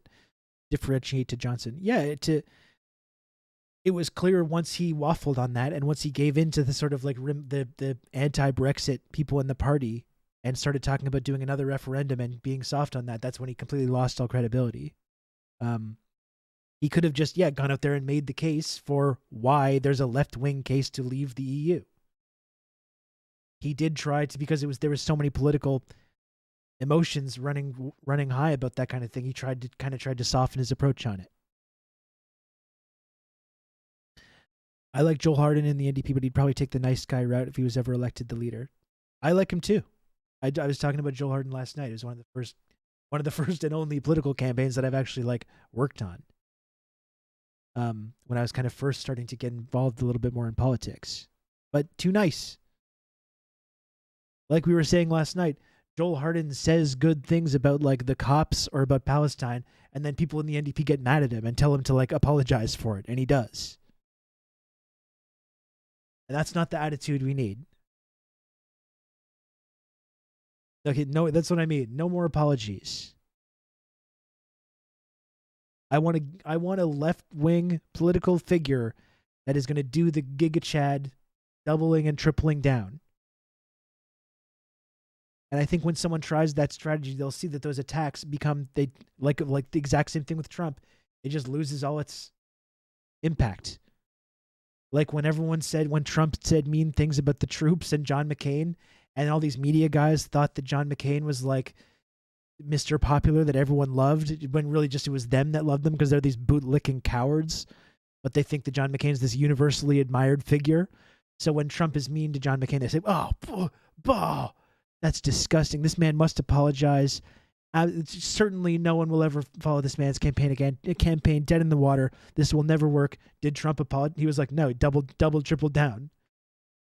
And just kept doing it and kept doubling it down. And lo and behold, his poll numbers just continued to rise the more he did this.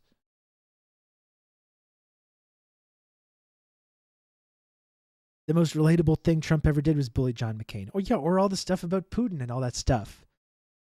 Remember, we talk about this often. That guy's a killer, sir. He's a killer. Well, we got a lot of killers. You think this country's so innocent? No one on the left ever says this. No one on the left ever makes this claim. They all go, "Oh, I'm sorry. Don't call me pro-Putin, please. No. I'm tired of that. I'm sick of it.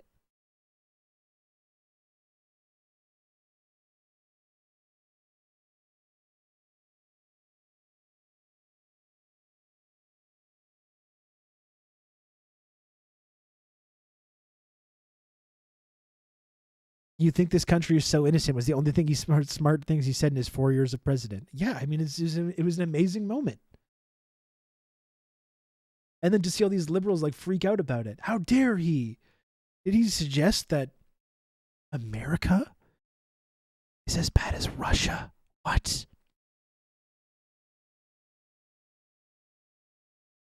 They all lost their minds over this, and he was 100% correct to say that. They freaked out because Trump talked shit about NATO. We need a left-wing political figure that says fuck NATO. Fuck NATO. And when people say it's fuck NATO, how can you say it? It sounds like you're supporting Russia. Just be like, go away. Shut up. Right? People will respond to this. People hate, average normal people hate the political class. And they hate the media class. And when they see someone come along that's reviled by these people, they're going to say, what's up with this guy? Let's listen to this guy or gal has to say.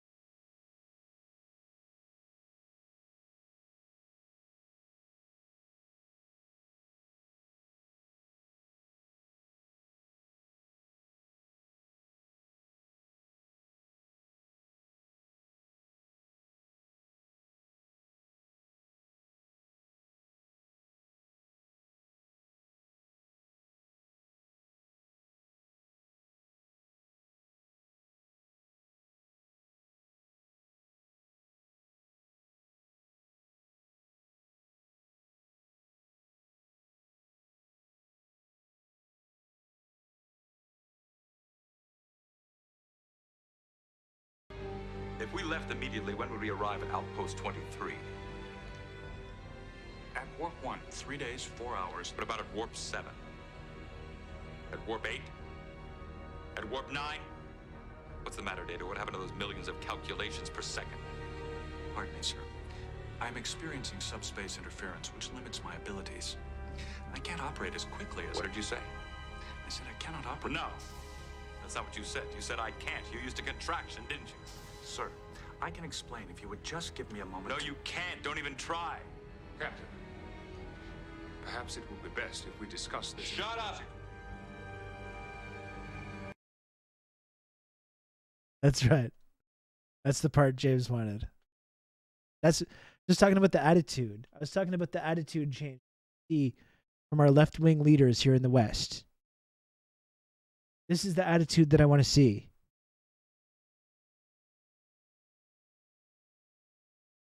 When someone starts says, "But you can't say that, sir. You can't say you don't like NATO. You can't say you don't like Israel. You can't say you don't like the police. Apologize. You can't say that you think it's funny that John McCain died.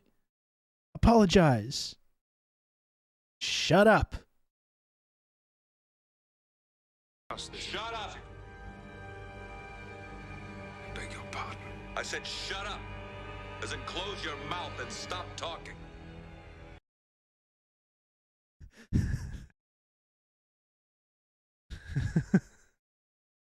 That's what I want to see. Okay?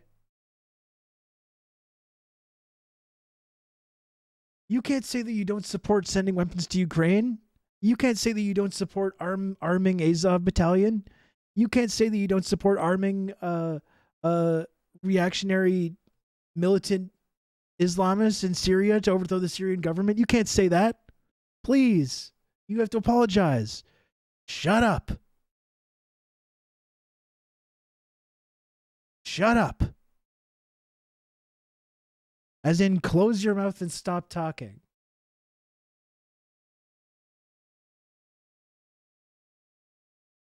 This is an awesome episode. I need to watch this one. There's only 5 Nazis in Ukraine, you tanky.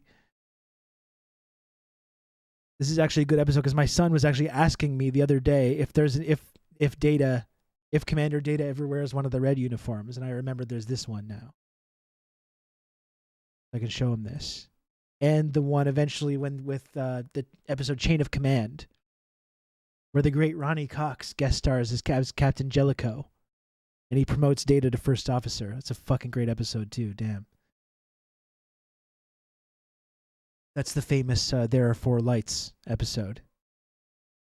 I think, frankly, another part of the reason for this softness is that even the most progressive politicians are mild-mannered people who live fairly comfortable lives that they can't really tap into or even fully appreciate the anger people are feeling. I think that's part of it, Lana. Yeah. Part of it. Yeah. I just really want to see this, though. I really want to see this from someone. I know I'm very confident that there is an audience for this. Someone taking this kind of attitude.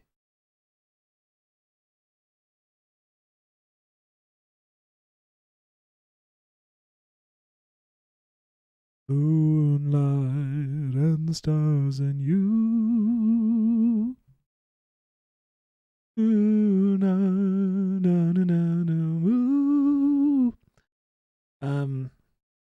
Okay.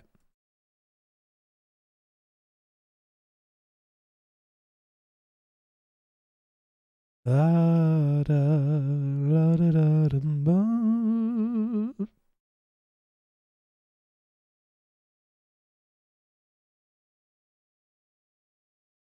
You know what? Here's what I think we should do. I think we should watch now. What's it, 2:30? I don't know for sure that we have the time to do this. But let's watch this video from Breakthrough News on Europe's path to self-destruction following U.S.'s global order comes apart with friend of the stream and my personal friend and colleague, Vijay Prashad. Rob Crooner arc. Let's go.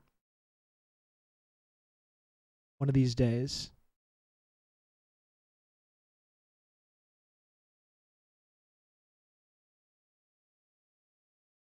I like the attitude, but I don't know how productive it would be when conservatives can just do it to us. I mean, it's not remove the idea of what conservatives react to from your mind at all. My point is, I think when I ask for someone on the left to kind of take this attitude,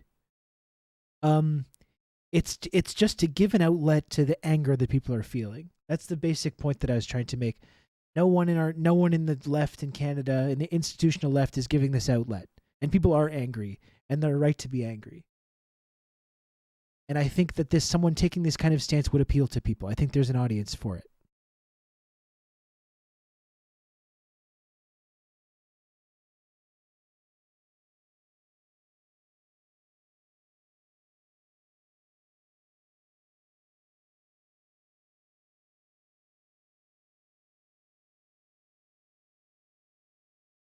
Yeah, the left isn't winning. Like, we're not winning doing what we're doing now. We're not winning being nice and playing these political games. We're not winning now. So, happy 29th birthday. Thank you very much. Very much appreciated. Yeah, how unproductive would it be if we're getting cream now? That's what I mean. It's like, we might as well just try something different. Let's just try something different. Something sudden and drastic would have to happen for the left to win it all. Well, that's why I think we were talking about in Canada the idea of maybe possibly creating a new party. And taking advantage of some of the mass mobilizations we see that are just dissipating right now.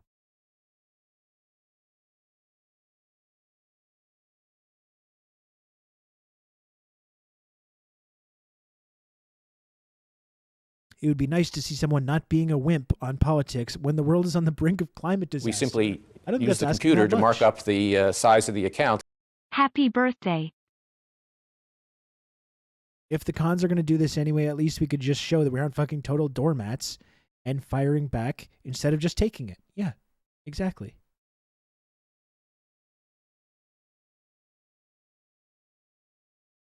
I'm going to join the good old politics tab.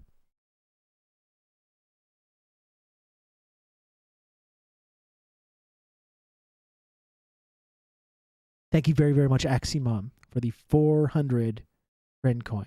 Very much appreciated. Thank you.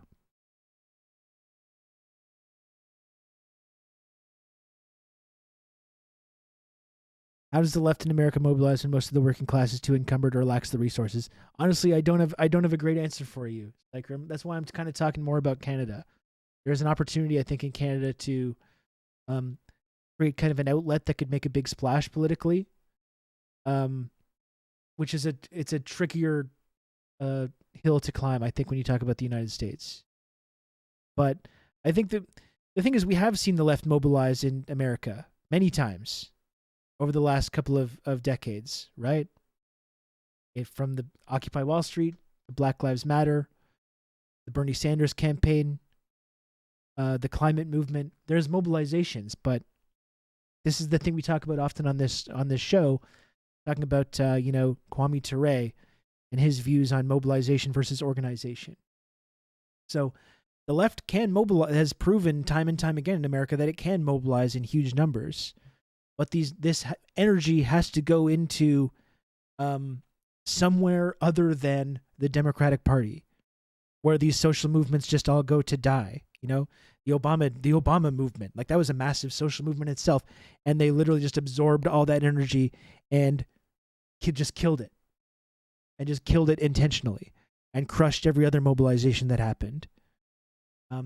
So the next time some mass mobilization does happen around some event, that needs to turn into militant organization, which attacks the very democratic structures that the country runs on, and attacks the ability of the country to keep this economic machine moving. Right? That's what's got to happen. Anyway, here is breakthrough news. It's been a great group chat here for the last 2 hours. Let's try to get through this. This is a long clip, an hour and 13 minutes. It's something we've been talking about a lot, though, this subject lately. The way that Europe has just been openly, willingly shooting itself in the foot at the behest of the United States and destroying its own economy. We've been seeing it. We've been talking about this a lot over the last few weeks. So let's hear from Rania. 2 former guests of the show. Look at that. 2 former guests of the show, Rania Kalik and Vijay Prashad. Both wonderful guests of this program. Let's hear them talk about this. Europe's path to self-destruction. I guess a good place to start here, would be maybe with the latest news related to the war in Ukraine. We hear that EU leaders have agreed to this ban on Russian oil arriving to them by sea by the end of this year, which would cut off like 2/3 of the EU's total imports of oil. But they don't seem to have an actual replacement yet for this oil. So I say all that to ask, why would the Europeans do this to themselves? It seems like every decision they make in this war is shooting themselves in the foot, hurting their own security, hurting their own population, causing crazy inflation in their own countries. So what does this mean for Europe? Why are they doing all these things that are going to ultimately harm their countries? And what does it also mean, do you think, for global oil prices moving forward? Well, it's really an interesting issue that you've raised about the Europeans. So maybe we should just start there. Early on, when the United States first broached the question of the ban on Russian oil and natural gas into Europe, German Chancellor Olaf Scholz made it very clear to Joe Biden that, look, this is not going to be possible immediately. Germany relies for about 1/3 of its oil and natural gas on Russian supplies. That's a very large amount coming from one supplier. And Mr. Scholz said, we might be able to reduce it to 12% from 30%. But this, of course, means that Germany is going to slow down on its green pledge, to get rid of coal, to also shutter German nuclear power plants. Germany had pledged to do all those things. So in order to come from 30% reliance on Russian energy, Germany had said we'll come to 12%. It's very much impossible to imagine anything beyond that, less than 12%. And Olaf Scholz made a comment, Rania, which was very clear. Olaf Scholz said, look, if we go to zero, then we will plunge Germany into a serious depression. Now, that's important. I actually believe that the world economy has been in a depression for a long time. It's a technical debate, about so many quarters of lack of growth and so on. Certainly, according to the Financial Times, the world economy has entered a period of stagflation. That means stagnation. That's how the stag part of stagflation, stagnation. GDP has dropped dramatically. We're not seeing a growth in GDP. This is there in the last IMF report. This is there in the data that the World Bank keeps and so on. GDP has collapsed. And at the same time, there is a rise of inflation. So the combination of the collapse of growth, of gross domestic product, that's the stagflation part of it, and then there's the stagnation part of it, and then the rise of inflation. These two things together are actually very perilous for the world economy because prices are going up and the pie, as it were, is not growing, which means that because there's a mismatch between goods that are available and big high demand for them, prices will go even further up. That means we haven't seen the back of inflation, even though in some countries there's an argument being made that inflation has peaked. For instance, Bloomberg made that argument about the United States, that we're nearing peak inflation in the US. That's what Bloomberg said. So you've got this terrible situation, global situation of stagflation. Again, it's my view that the stagflation is not caused by the war in Ukraine, nor is the stagflation actually caused by the pandemic by itself. There were long-term trends that demonstrated, crises and problems in the world economy. But yes, the COVID pandemic and the war in Ukraine were, in a sense, triggers for the rise of prices and for the decline of growth. They certainly triggered it. So here you have the German chancellor saying, look, we're in a major crisis. We can't afford to cut off energy. Actually, Rania, something else is being said here, which is that the Germans and other Europeans understand that the integration of Europe with Asia is inevitable. I mean, Russia has not only enormous pools of energy, but also lots of rare earth minerals and other precious metals and so on that are key for the modern economy. Russia is the largest landmass country in the world, and a large part of it is, got enormous old mines going back to the coal mines and so on. But also, as I said, these exotic rare earth minerals. So the integration of, say, German high-tech economy with Russian energy and Chinese labor has become fundamental to Germany. The United States is trying to, in a sense, break the inevitable integration of Europe to Asia. And Europe has gone along with this US project, even though it's against the tide of history. So what I just want to say to wrap this up is that the tide of history suggests the natural integration of Europe That's into the worst Asia. case scenario for them. Having Europe eventually fully integrate with Asia. That's the absolute worst case scenario. The amazing thing is just to see the European ruling class completely go along with this. And again, this is going to lead to a lot of downstream consequences for these countries that are going to make people really, really angry. There's going to be a climate, I think, of people that are very much willing to move on from this abusive relationship. Get energy from Russia. It's easier to utilize, labor from China and Russia and other Eastern European countries. That's more natural than to rely on energy from the United States, having to liquefy natural gas, or energy from the Gulf, again, liquefy natural gas, very expensive, big carbon footprint, and so on. This natural integration of Eurasia is what the United States is trying to prevent. And that's really the conundrum Europe is finding itself in. And European leaders simply have shown that they either don't have the guts to go along with the real tide of history, or that they are committed to an Atlantic project. And if they do integrate with Russia, they want to integrate on their terms. So you see US foreign policy experts talk about the breakup of Russia. Let's break up Russia into many little countries, and then we'll be able to dominate Russian resources. So they understand the inevitable integration. They want to do the same thing to China too. On the terms of equality, but on the terms of essentially colonizing Russia. It's that European mentality that, of course, like America has taken on. But it is amazing to watch, not just Europe, but the US. You're talking about how there's this stagflation, how there was already signs of problems in the global economy even before COVID, and then COVID and now this war have made it worse. But this war has made it worse, right? You see inflation in the US. I was in the States like last month, and everything was so expensive. Everything from just like, your average like toiletry to food to gasoline to, I mean, everything. It just like, if you feel the squeeze. Awesome. And then, we see today, like there's this news out about the Liberal Eurozone Democrat is reporting as well. 8.6% Talk about the ways that these views are inflation, which is reportedly the highest it's ever had since the creation of the euro in 1999. So ultimately, you say that the US and, of course, Europe as sort of like the US lapdog is doing this to prevent European integration, which is natural, right, with Asia. But at the same time, how much are they going to hurt themselves in order to do this? Like, yes, the US is, of course, immune from a lot of the sort of ricochet effects of this war, but not entirely. And if there is a global recession that is triggered by this, the kind of recession that like economists would recognize as a recession, then that would be devastating for everyone. So why do you think they're willing to put up with this just to prevent, I guess, this integration you're talking about? How far are they willing to go?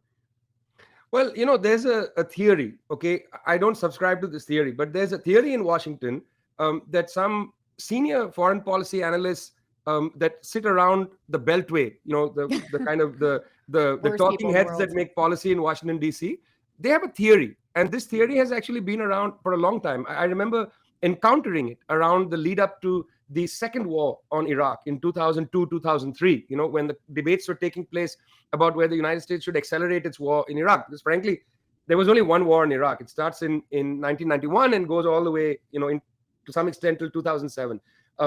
Okay. During that debate, people were making the argument that we can tolerate, that is we, meaning I don't know who, them, the United States, the West, we can tolerate short-term pain for long-term gain. It's an interesting argument. I don't subscribe to it because I actually don't think it works out well.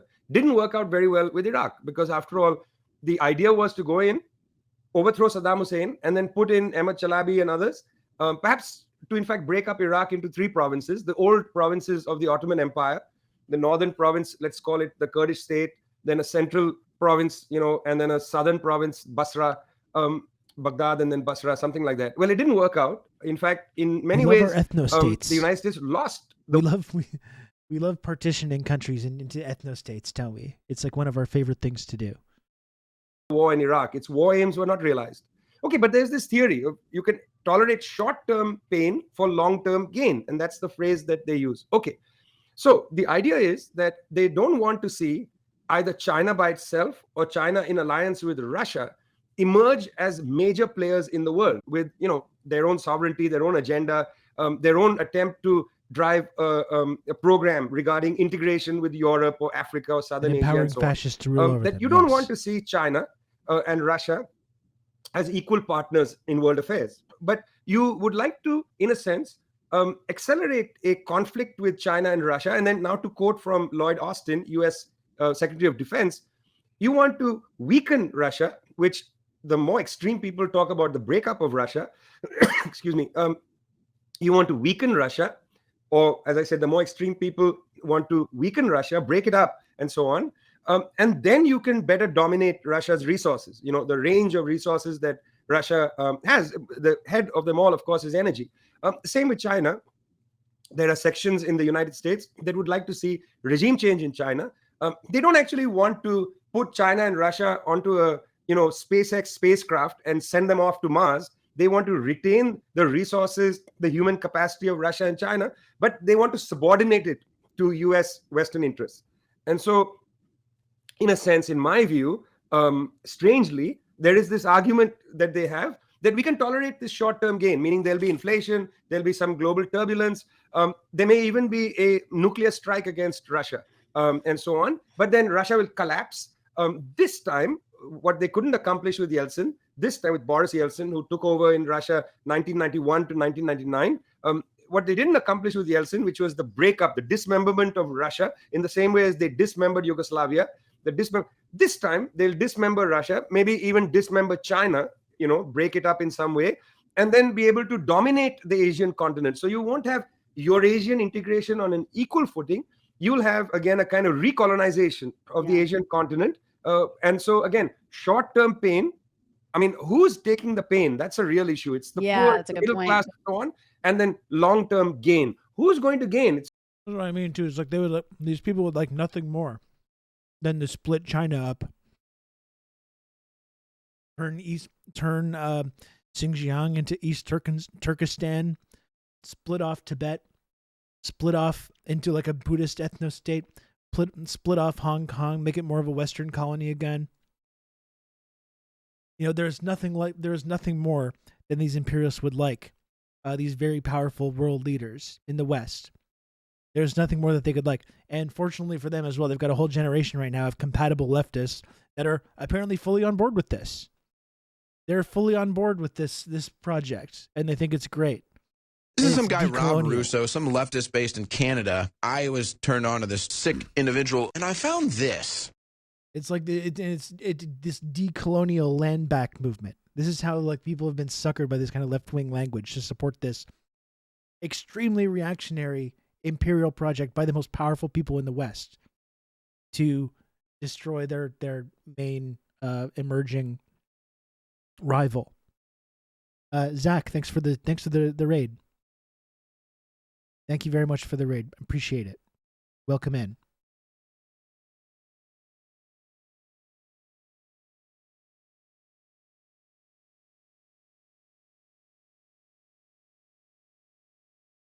Anyway, I would say if you're on the left and you're one of these people, I would maybe start to reevaluate some things and think about who you're kind of lining up with and who you're helping by encouraging this kind of project.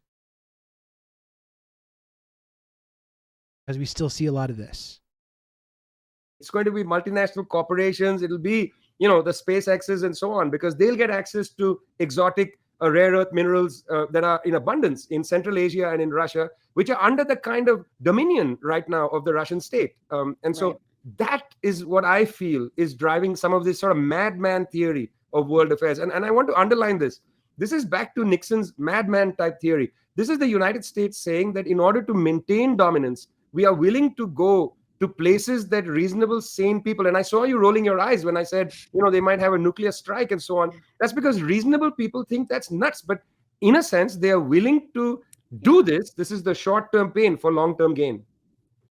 When you think about that as well, the whole thing about the short-term pain, long-term gain, I really think it's how some of these folks think about these really brutal imperialist endeavors as well. This is how they square the circle of lecturing about democracy and human rights and stuff while supporting right-wing dictators like in Indonesia or in Chile with Pinochet or wherever. It's like, of course, it's not democratic to fund or in South Korea.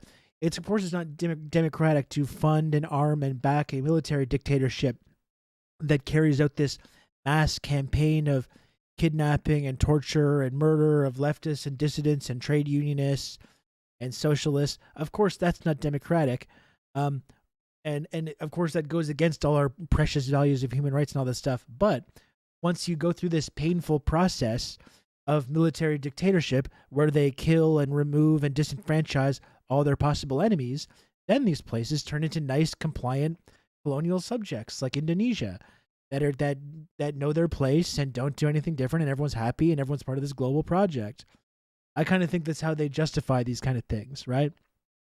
Of course, it's terrible that thousands or hundreds of thousands or even millions of people are killed and tortured in this process, but afterwards, after this like unfortunate period of lack of human rights, then these places stabilize, and then they start getting in that Western development lifts these places up.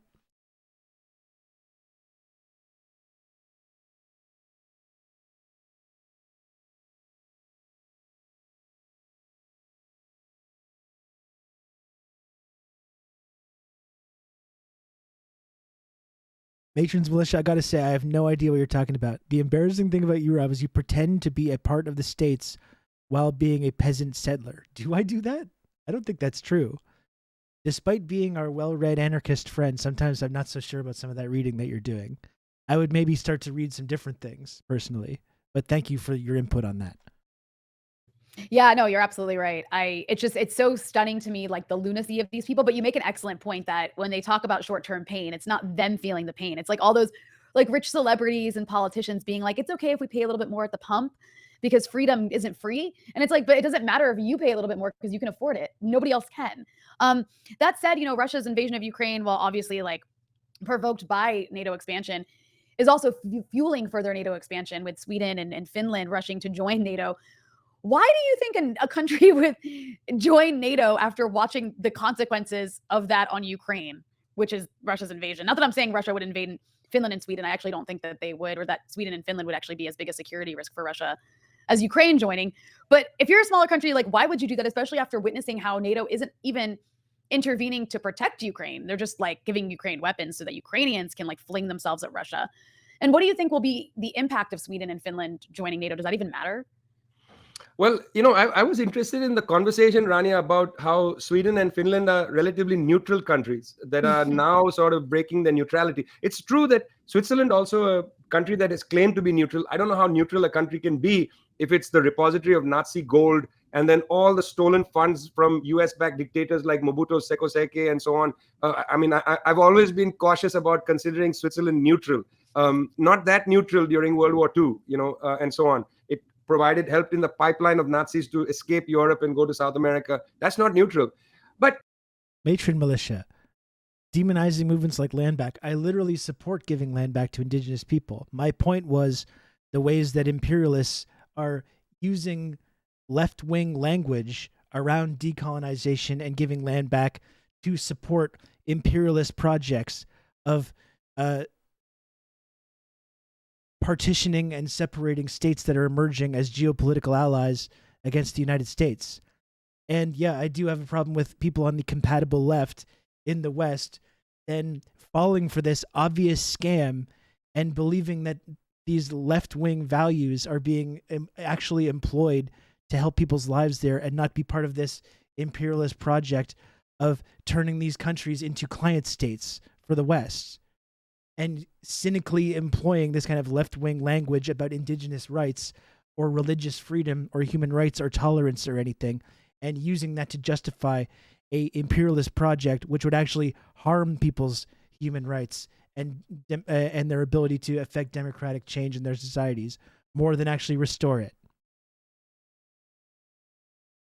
So hopefully that clears that up for you. Let's let that be. Sweden and Finland as well, their neutrality is hardly that clear. During the entirety of the Cold War, they operated in a Western way, as it were. They allowed for for the United States to have listening Land stations back is there. not when the They were- U.S. lets your indigenous group become a satellite U.S. state and opens it up for Western-style development. That's not actually going to be good for human rights for any of these ethnic groups that we're talking about. It is, in fact, going to be bad. It will be very good for the emerging ruling class in those societies, the comprador classes. It'll be great for them. Not so much for everyone else. Directly there, Sweden, provided weapons systems. It's one of the major weapons exporters per capita. It's one of the big weapons exporters. Gives the Nobel Peace Prize, but actually exports weapons. I mean, one of the most powerful battlefield guns, the howitzer made by Bofors. That's a Swedish company. Bofors guns are available to militaries all over the world. So I don't know, and even small arms, which are actually the most deadly weapons produced in Sweden. So the neutrality of the Swedes and the Finns, it should actually be taken with a grain of salt. I think that what has occurred are a couple of things. One is, well, Matron's Militia, I'm sure, and this is the last time, I don't want to keep going in and back and forth about this because I'd like to watch this video. 2 billion people cannot be meaningfully represented by one government and its appointed Politburo. You know what? I don't think those 2 billion people are going to be very well cared for either if they get carved off and they become client states of the United States. And I don't think they can't be meaningfully represented by some kind of horizontally organized commune where they arbitrarily eliminate their state, and they organize into some kind of anarchist utopian horizontally organized society. I'm sure that's going to be really great for those 2 billion people when the United States of America and Western imperialism comes in and rolls through and completely immediately subjugates them into their own Western project. I'm sure that's going to be really wonderful for those 2 billion people. They're beautiful, horizontally organized, anarchist, stateless society, which they're going to organize into. And it won't just immediately collapse under imperialist aggression and under its own inability to deliver goods and services to those 2 billion people. Isn't it interesting that if you pick up any European newspaper, whether it's the papers in Germany or it's in Britain, you look at papers in Italy and so on, there is a suffocating consensus about the war that's taking place in Ukraine, a suffocating consensus. This consensus has suggested to populations in Europe, including in Finland and in Sweden, this suffocating consensus has basically created a atmosphere where people feel like Russia is going to drive its tanks all the way to Lisbon, and Paris and so on. I mean, I write a regular column for a Norwegian newspaper, Klassekampen, and the editor there, says to me that even in their paper, which is a left-wing paper, there's a constant debate about what's happening in Ukraine. And, the editor said to me, look, for your column this month, don't write about Ukraine, please. Write about something else. So I wrote about NATO's expansion into Africa. Maybe it's a little mischievous thing to do, but there it is. But, the atmosphere in Europe is so deeply, in a sense, petrified about this sort of Russian expansionism and so on, that people will do all kinds of things. Public opinion polls in Sweden and Finland are showing majorities of people wanting to join NATO. I mean, there are British people who were formerly on the left even, and I need not name them because why should we name people like that, who are basically, a kind of left flank for NATO, writing long medium articles saying NATO needs to have a better human rights policy and so on. There's an extraordinary way in which there's this overwhelming fear of Russian tanks going all the way into France. And there's this incredible hope and expectation and belief that NATO is a human rights organization. These two things in combination have increased these majorities of this in countries like Finland and Sweden, but even in other European countries have increased feeling for NATO. NATO is going to go into the Madrid summit this summer. NATO has its meeting in Madrid this summer. In June, they're going to go into this meeting. I can tell you, thank you very much, the Secretary General of NATO is going to walk around, bouncing on his toes because he feels now like, the next Nobel Prize for Peace is going to come to NATO and to the Secretary General of NATO, given by the Swedes, who will then join NATO. I mean, I'm telling you, this is a breaking news prediction. The next Nobel Prize for Peace is either going to go to Mr. Zelensky or Mr. Zelensky and the Secretary General of NATO combined. Wow. Yeah, that's actually a frightening prospect. But then again, Joe Obama won the Nobel Peace Prize and then he drone bombed everything. So it might be fitting. But that said, given everything you just said, you talked about this kind of suffocating narrative in Europe. I think a part of that narrative is also that the Ukrainians are maybe winning, which, in recent days, maybe like the last week, there have been reports about how actually, contrary to that rosy picture we've been getting for the last 3 months before about Ukraine winning this war against all odds, the Ukrainians like uniting together to take on the Russians. Actually, the Ukrainians aren't actually united. They're dying in huge numbers, which we don't actually know the specific number because this is per the New York Times. Ukrainian deaths are considered a state secret because it makes them look bad, I guess, which makes sense. And there are reports now, like there was a big piece in the Washington Post, I'm sure you saw it, that, about Ukrainian fighters on the front lines, particularly in the East, having like one meal a day. A lot of them, like half or more of like the units there have either died or fled because the conditions are so terrible and they're getting crushed by the Russians. So basically, you see the mainstream media in the US starting to maybe a little bit acknowledge that it's not so rosy. It's not so, This has been a the very Ukrainians are winning, Russians are losing. You even have the NYT start. editorial board getting a bit skeptical about whether this war should go on for much longer. You have figures like Henry Kissinger being attacked for saying it's essentially like a stupid war. So it seems like maybe some tiny segment of the ruling class is like reality is maybe sinking in for them a little bit. I don't know. And then, of course, like maybe Putin's invasion did initially unify Ukrainians, but it's becoming clearer based on some of the testimony by those people who are fighting in Ukraine that like the rich and powerful oligarchy in Ukraine aren't the ones dying. They are. And we have to remember Ukraine is or was, and I guess still is, one of the most corrupt countries in Europe. It has one of the highest levels of inequality. That's all to say, I know we're not military experts here, but what's your interpretation of perhaps some of these cracks in the mainstream narrative on this war? And is it really as simple as Russia's losing horribly and maybe the Ukrainians have a chance to win? Well, look, again, I'm not a military expert, and I want to look at this too. Yeah, these people who talk about China clearly never had any friends who grew up in or live in China. It's not a bad place to live. People leave mainly because the competition there is so fierce due to the fact that they have 1/4 of the Earth's population living there. Yeah, and as much as they've done to build up their productive forces, they're still, like you said, 1.4 billion people. And, they're not at that point of development yet where they can really provide the kind of standard that they want to, I think, for those 1.4 billion people. I think that's the funny thing when we talk and argue about these places in Xinjiang or Tibet or wherever. And there's been this drastic improvement in people's lives over the last couple of decades in all of these places. And you have these people logging on to fervently demand us to how you're literally saying, oh, one party can't possibly see to the human rights and see to the living standards that all these people need, when there's been this clear, measurable increase in living standards for people that live in this place, that you can just look at history, look at the development that's happened. Look at the ways people's lives have improved. Look at the way their access to education has improved and transportation and jobs and all this stuff. Like the thing that you're saying isn't happening is very clearly happening. It's like we can just look and see how clear it is. And this person's arguing passionately about we need to take away this lifeline to development that these communities have and just put them completely at the mercy of Western imperialism. Where there's Western imperialists and multinational corporations that are just drooling, chomping at the bit to go in and develop these places and get access to the minerals, the rare earth minerals, the resources, the cheap labor. They're just chomping at the bit for this. And you have this person passionately advocating that they literally just arbitrarily give up and just allow that process to happen rather than stick with the process that has been delivering huge increases in people's living standards, huge measurable increases in their living standards.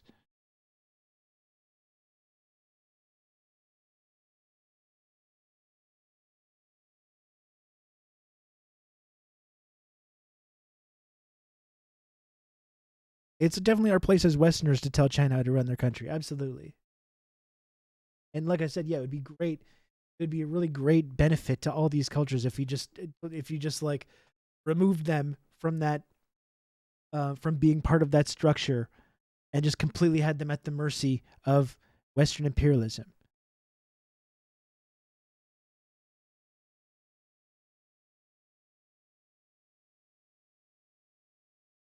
I just digest Let's things continue. and understand things and so on. And I would say that when the war began, the Russians entered Ukraine from three directions. One was from the Donbass, Lugansk border, and they entered from there and down towards Mariupol. They came north out of Crimea, and they came south from Belarus. Those were, in a sense, the three directions in which they entered.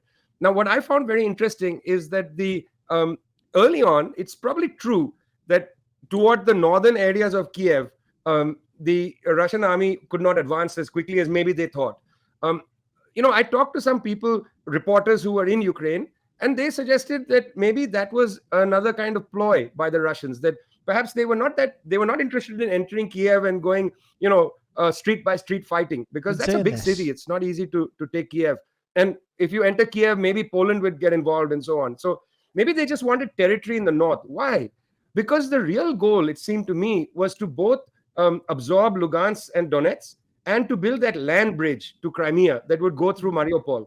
And perhaps the northern invasion was to hold territory in order for a territory swap during the negotiations, to take a lot of territory in the north and then build the land bridge, which is now substantially built, going through Mariupol, which is the second biggest port after Sevastopol. To build that land bridge, they would say, look, we're not going to release that land bridge. We're not going to give you that land back, but we'll withdraw from the north. Maybe that was the case. I don't know. I'm not privy to Russian military secrets and plans and so on. No, they wanted to overthrow the whole country, and the plucky Ukrainian resistance, with all their fancy new javelins, were able to bravely repel them, and that's all. They've lost 45,000 soldiers. They've lost more soldiers than in Afghanistan and every other war in history. And anything beyond that is tanky apologia. Look, frankly, wars are hard. I mean, I've covered wars. They're difficult. Militaries don't advance even when they have overwhelming superiority. Saw that in Afghanistan. The United States didn't have an easy time, because you'd advance, say, 20 kilometers, and then nightfall comes, and then you try to consolidate your hold, and maybe you do hold a lot of territory, but then you get hit by, guerrilla fire. You get either 5-6 fellows come in a daring way and attack your camp, or you get, bazooka fire and mortar fire. He runs over an anthill with my lawnmower and sees ants going every which way. This is how we should organize society. This sounds great.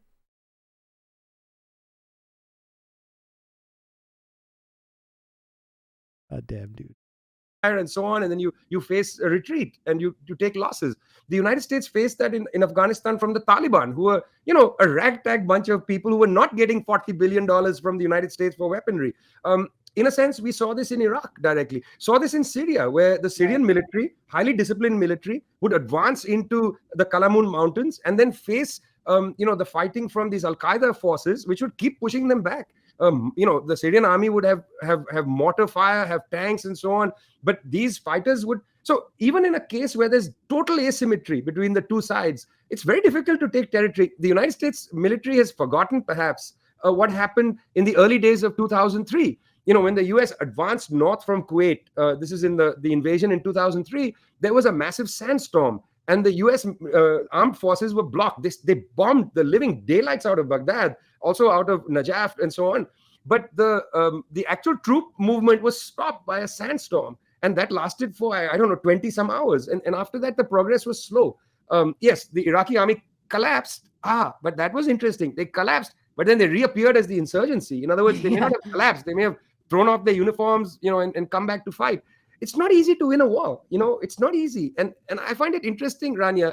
I'm not a military expert, but I occasionally put on mainstream US channels to see these things. And you see these military experts talking about this war as if war is easy. These are people with experience from Iraq and so on. They are so highly either paid to say whatever they have to say, or they have amnesia. They've forgotten how difficult war is and how difficult. I watched a person who had experience in Afghanistan talk as if, the Russians are being defeated in Ukraine. And I'm thinking, at the time, the war in Ukraine was only a month long. And I was like, are you joking? I mean, you got clobbered by the Taliban for over 20 years. This is just a month. I mean, and also the Russians are not using air power in the same way as the US did. Interesting thing to consider, the Russian Air Force, which has the capacity, has not pulverized Kiev. The United States pulverized Baghdad, but the Russians are not bombing Kiev.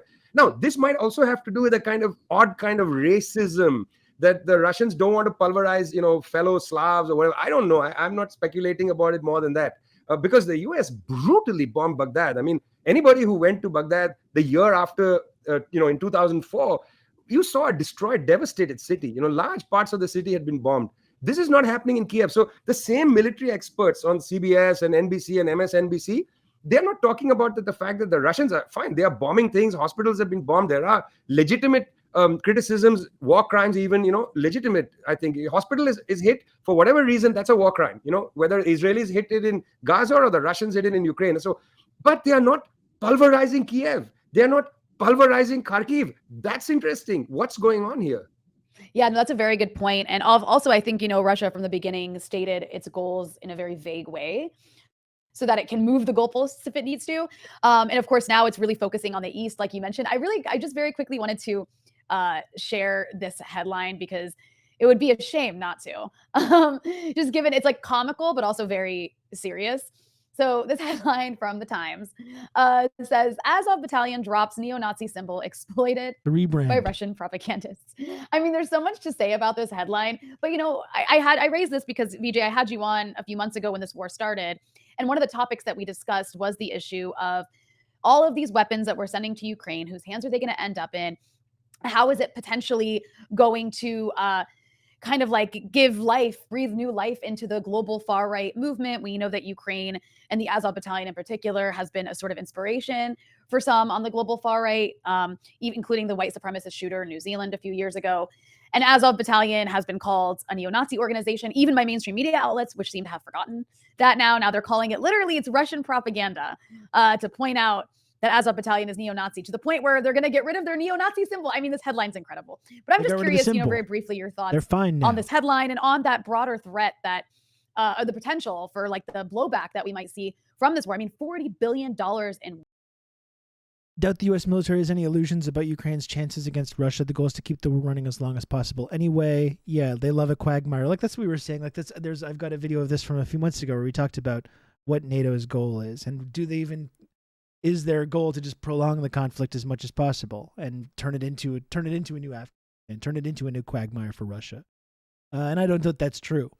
But what has been really interesting is seeing the shift in the media from like Ukraine is winning, Russia can't do anything, their invasion has failed, huge disaster, plucky Ukrainians winning, and seeing these news stories start to creep in where they're starting to be a little bit more honest about their actual prospects. I did see that like right-wing general guy on Tucker Carlson the other day. I saw a clip from him. I was actually just trying to find it on Twitter. I can't remember the guy's name.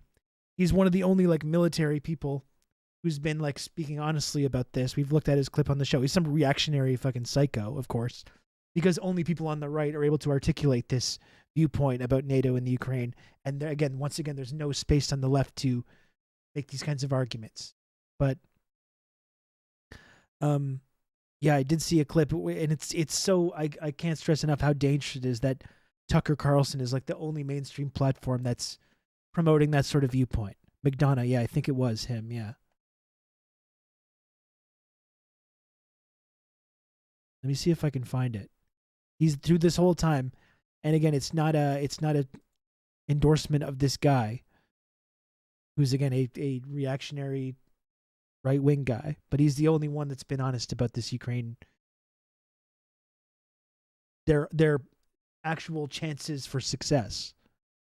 He's been saying from moment one that was never actually really an option.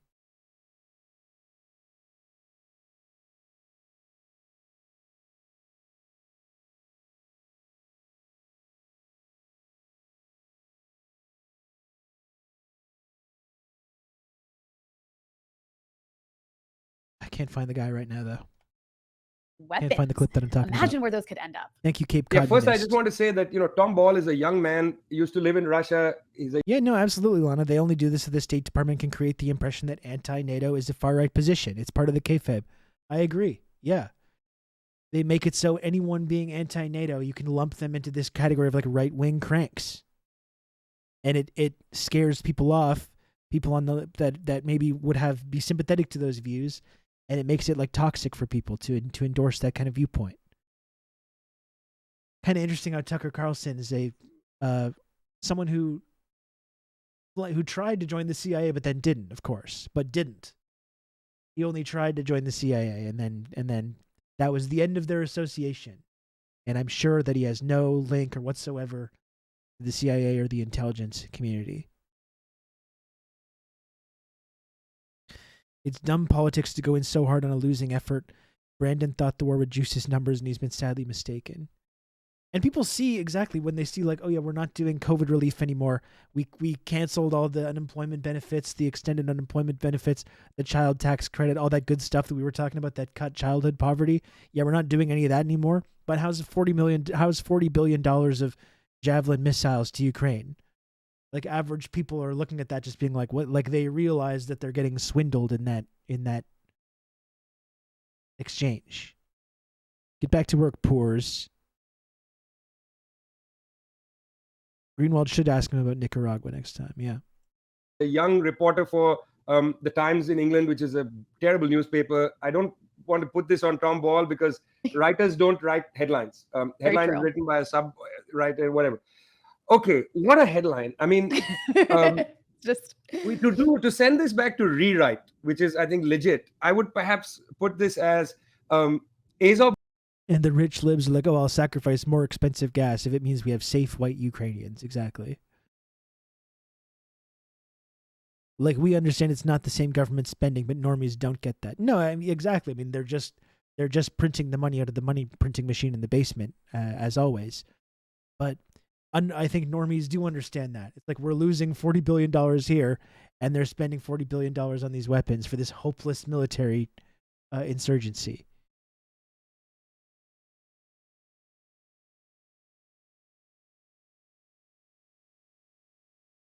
Battalion drops neo-Nazi symbol because it is embarrassed by it. Could be more clear. It is embarrassed by it. Or Azov Battalion drops neo-Nazi symbol to make it easier for the West to send it weapons or something like that, rather than exploited by Russian propagandists. I mean, imagine a headline that says that the Waffen-SS drops neo-Nazi symbol because it was being exploited by British propagandists. I mean, imagine, exploited by Churchill. Imagine that. It's so like ludicrous. An onion. It's an onion headline. That's like an onion headline. Super ludicrous, and I don't know what to say. This is like PBS running a story where they were interviewing a mayor, small town mayor in Ukraine, and behind him he had a portrait of Stefan Bandera. Now, what was interesting about what PBS did was PBS producers and editors knew that the Bandera portrait was a problem. It's not that they had no idea who he was or they neglected. They blurred the portrait. So they continued with the interview. They ran the interview talking to this guy as if he's like a big democratic figure. But behind him, the portrait of Bandera was blurred, which meant that they knew what they were doing. I find this so cynical. When the dust begins to settle, will these media outlets at all come to consider what they've done? Look at the New York Times. I mean, the New York Times never really went back and did a proper assessment of its work helping the Bush administration, that's George W. Bush, lead the U.S. public to war against Iraq. Judith Miller was sent into ignominy. But that's not fair. You can't say that Judith Miller, who ran all those so-called tech stories about weapons of mass destruction in Iraq, you can't say Judith Miller is to blame. Why should this one woman take the blame for an entire institution? Editors should have resigned. The paper should have been shut down, for being an accessory to a war crime. Why war crime? Again, the United Nations General Secretary General Kofi Annan called the U.S. attack on Iraq a war crime. He didn't say the U.S. conducted war crimes here, there, and everywhere. He said the war is a war crime. New York Times is an accessory to a war crime, but they never really came to terms with that. And neither will the Times of London. I doubt it very much. PBS. I mean, for God's sake, you blurred the picture of Bandera. That means you knew he's a bilious person. I mean, normies think student debt that the government owns needs to be repaid instead of deleted. They don't understand how money actually exists or works. No, they don't.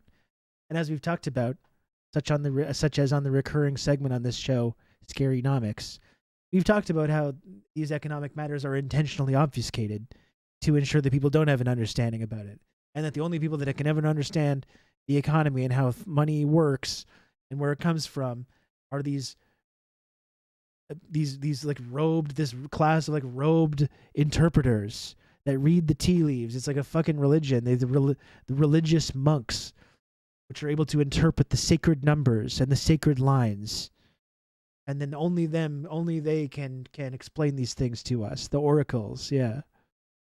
That's right. They rely on the fact that this is intentionally obfuscated, difficult to understand for average people. Why didn't you, in the story, have the reporter ask the mayor, listen, why do you have a portrait of Stefan Bandera above you? Let him tell you. Let's hear from him. That's journalism. Maybe he'll say, look, I'm uncomfortable with Bandera being a fascist, but I'm a Ukrainian patriot. And Bandera, that's an interesting storyline. Let's hear him justify Bandera. Yeah. Maybe At he least is say it. uncomfortable with Bandera having joined forces with the fascists. Could be. And maybe he's not. And Well, maybe he he's may not be, not. but you have Yeah. to first, as a journalist, you have to first ask him rather than just. In fact, they did a disservice to this man by blurring the picture because they made it seem automatic that he's a Nazi supporter and then didn't want to bring that up in the story. In fact, they did him a disservice. He should sue PBS for saying, well, why didn't you ask me? Why have a portrait of Stefan Bandera? So the news media has been so ugly, Rani. I mean, I feel in a way a little tender towards Tom Ball because the stories are typically mediocre. There's nothing worse or better, and one doesn't want the whole Twitter verse to pile on to one person as the problem. The problem is the Right. institution of the Western media. That's a really good point. And that's very generous to poor Tom Ball, who definitely did not write that headline, I'm assuming. And I want to get to one more aspect of the Ukraine-Russia war before I kind of zoom out to the rest of the world, because it's hard to remember the rest of the world exists when the entire media apparatus is acting like it's only Ukraine that exists, which is how it's kind of been these last few months. But this is actually more about Russia than Ukraine. Russia is being sanctioned by the West right now in this sort of maximum pressure style campaign that was supposed to sink its economy. this is But breakthrough news, so far, we've seen the ruble's actually Salman valued higher than badge. it was before the war. And I guess, my question for you is, why do you think that is? I've seen this argument, and you kind of alluded to this. I've seen this argument that the West underestimates the actual worth of the Russian economy, as well as to some degree the Chinese economy. But with the Russian economy, it's so heavy in commodities that are needed for basic survival, like oil and grain, and you mentioned precious metals. While the value of Western economies is actually inflated because we put so much value on things like finance and big tech, which at the end of the day, they don't actually produce anything like of real value for people's basic survival. Whereas, oil and grain we actually need to survive physically. We don't need Netflix to survive physically to like make it to the next day. So I guess, why do you think that the Russian economy has so far survived this almost unprecedented economic onslaught by the most powerful countries in the world? And do you think this new oil embargo that I opened with will change that? Well, there's a range of reasons. There's not one reason. The first is that, in a way, the Russians had begun to prepare for this. They had built up quite large surpluses of their in their external account, so that they had money. Their sovereign funds were. What's the saying we always go to from the beginning of this invasion? All outcomes have been considered. We always come back to that, right? It really does seem like they were not fucking around when they talked about that. All outcomes have been considered. It kind of seems like they did consider all the outcomes, didn't they? The more it's looking like they're being proven right.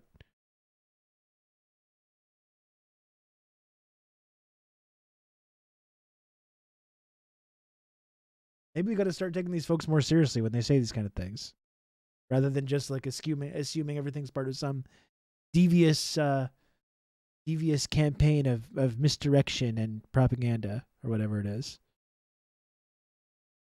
Quite well endowed. All the talk of a Russian blunder was maybe projection. Who'd have thunk it? That's right. Who'd have thunk? They'd already begun to do trade in other currencies than the dollar. The Russians and the Chinese, for instance, had integrated their economy and were using a combination renminbi and the ruble. They had actually de-dollarized to a certain extent. Russia has also integrated its natural gas and oil, exploration and development with economies that were linked to the West, like Japan or India and so on. So it had prepared for this in a way by building a kind of infrastructure that circumvented the need for the West, or in case there were sanctions. So that's one. I think that's an important one. Secondly, you're quite right that Russia is very rich. All the things you said, but also gold. It has big gold holdings, one of the largest gold producers in the world.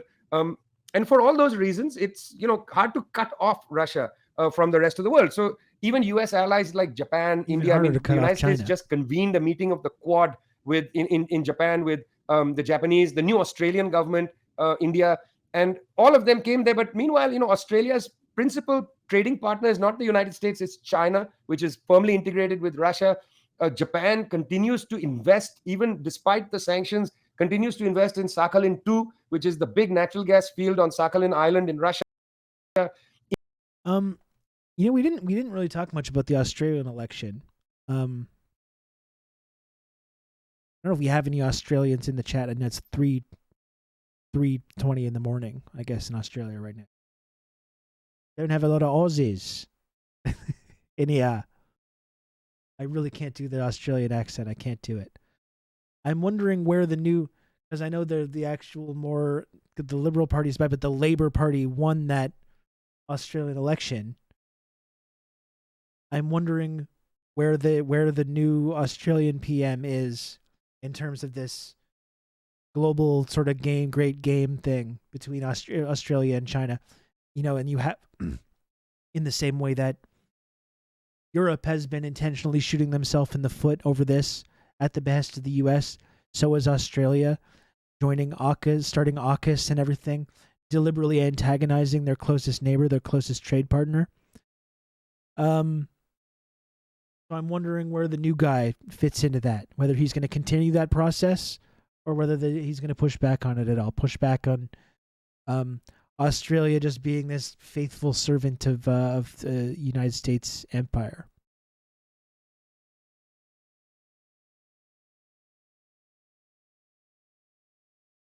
Last seen taking a short swim. That's right. If he does come out against AUKUS or any of this stuff, similar to other Australian prime ministers that have gotten in the way in the past, he'll just be taken out of the picture as well. Pretend you're absurdly cocky, but learn to speak from a drunk Brit criminal, and that's the Aussie accent. I'm going to work on it. I'm going to work on it some more. India has made it very clear it's going to continue to buy energy and other things from China. And in fact, India's government-run energy company, ONGC, is looking to buy oil fields and natural gas fields that had been held by European and US companies, which are trying to divest their ownership in those fields as a consequence of sanctions.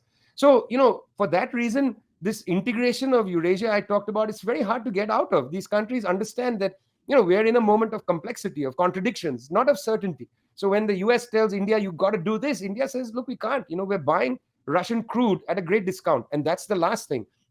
I love to see India standing up for itself. I must admit. India is still a very deeply reactionary government with a lot of problems. We're not going to become Modi stans. I don't think we're going to join the Hindutva movement anytime soon on this channel.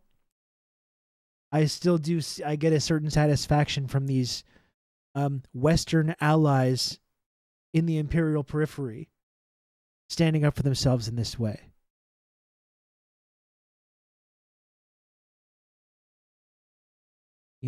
That's fun to see.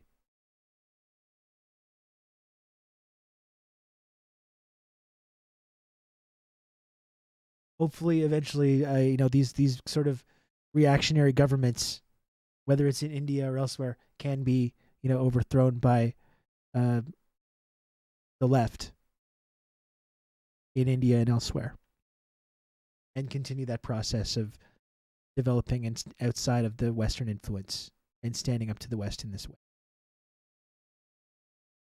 Russia very cleverly, because it built up these surpluses, has been able to sell crude oil at a discount. So countries around the world are lining up to buy discounted oil.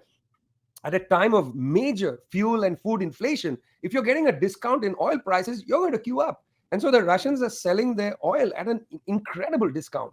Why wouldn't you buy it at a discount instead of allowing mass starvation and then protests, as we've seen in Sri Lanka? Countries, and also to some extent in Pakistan, but mainly Sri Lanka. Sri Lanka is the front line right now of this COVID pandemic, Ukraine, and the kind of general turbulence of capitalism crisis. I mean, it's really in the middle of it all. There seems to be some anti-American backlash building there too. Yeah, we watched that clip a few weeks ago, Matt, about that Indian commentator who's like a reactionary himself, who's like the Indian Tucker Carlson, basically, but fucking went off on that clip about the U.S. human rights abuses and stuff like that, and would not be some Western professor was trying to lecture them about their values or whatever.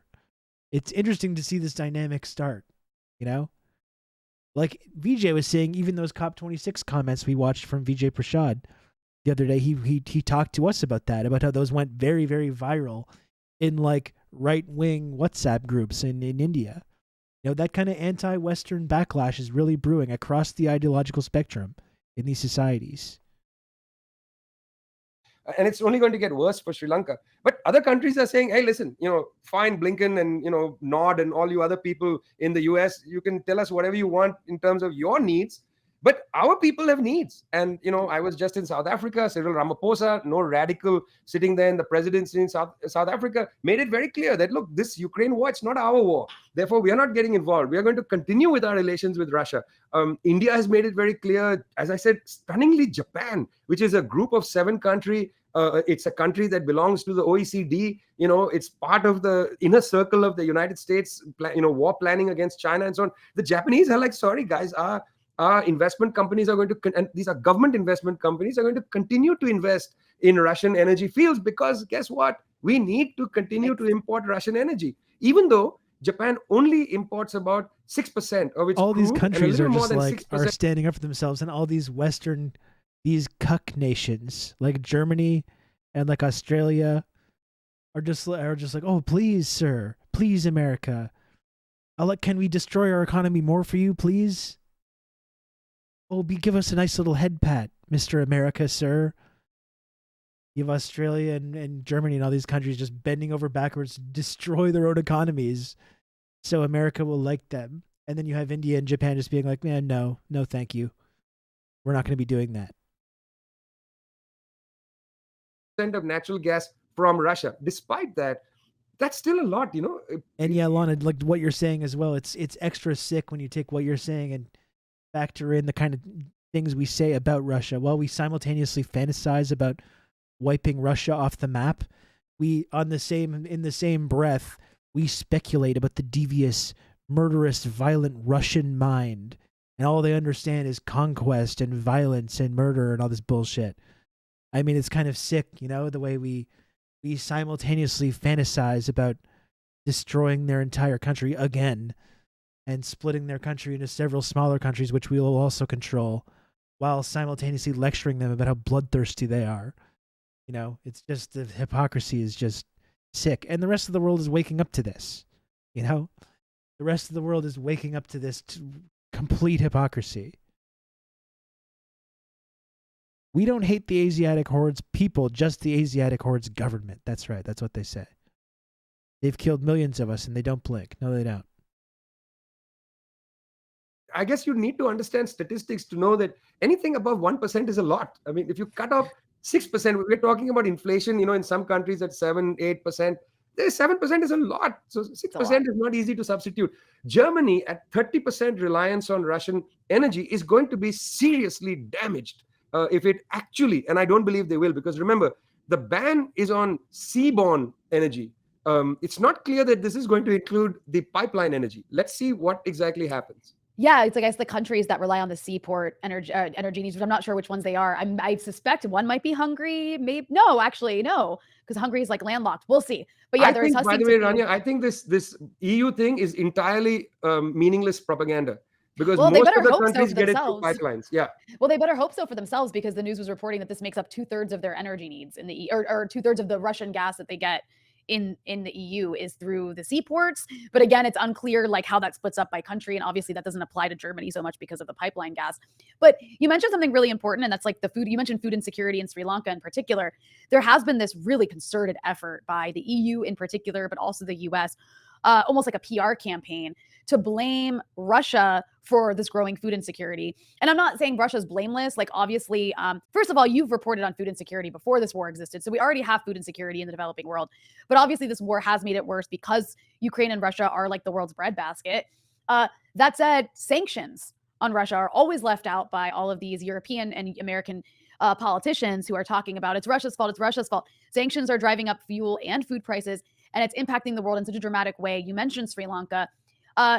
I know this is a huge shift from what we're talking about, but maybe not so much. Why are there suddenly these mass protests in Sri Lanka? Why are there suddenly these horrible food and fuel shortages in Sri Lanka? The country's like declaring bankruptcy, defaulting on debt for the first time. What's going on in Sri Lanka, and is it related to the war in Ukraine? Well, firstly, Sri Lanka is ruled by a kleptocratic family, the Rajapaksa family.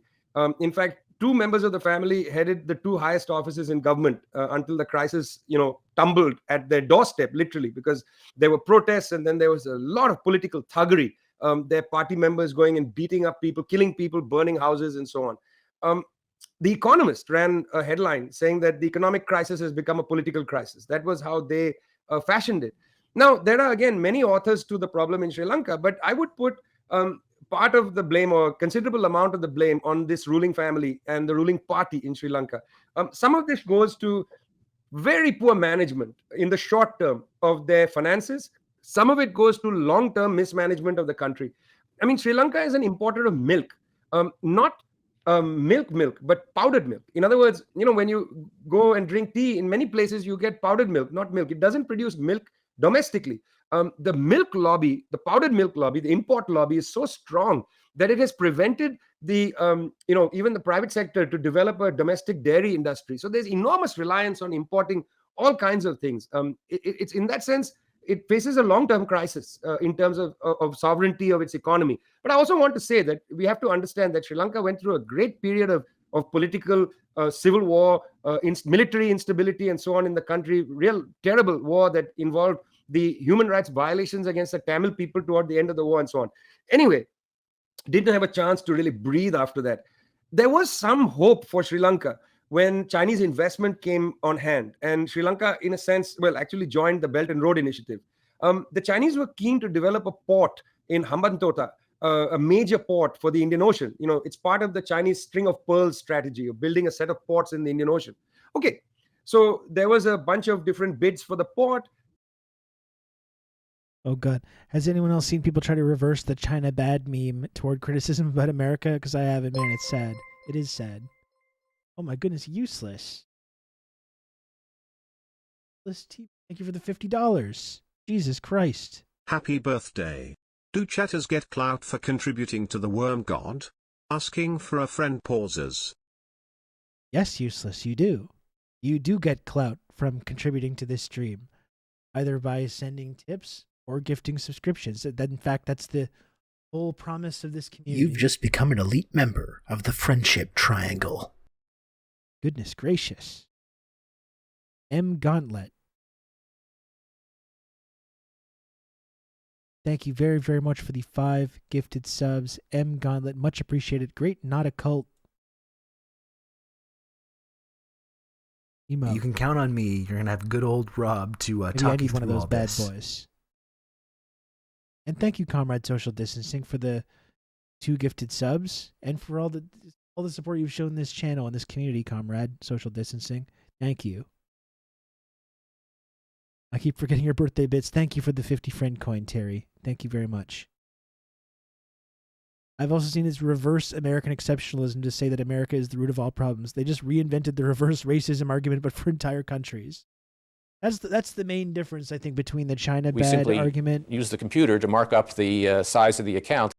Happy birthday, Rob. Is that avatar lighting behind you for the stream? Yes, it is. It's always avatar lighting. Thank you, Starlight, for the 200 friend coin. I appreciate you. Thank you. That's the main difference to me between the China bad meme and the America bad thing. The America bad meme. The main difference, I think, between these two things is that America is indeed bad and the root of all evil, the root of all our problems. It's the United Snakes of America. It's the head of the snake of a global criminal enterprise that's propped up entirely through ruthless violence and theft and exploitation. The reality is that is all true, and all the stuff that the China bad people say is, not. That's the main difference to me.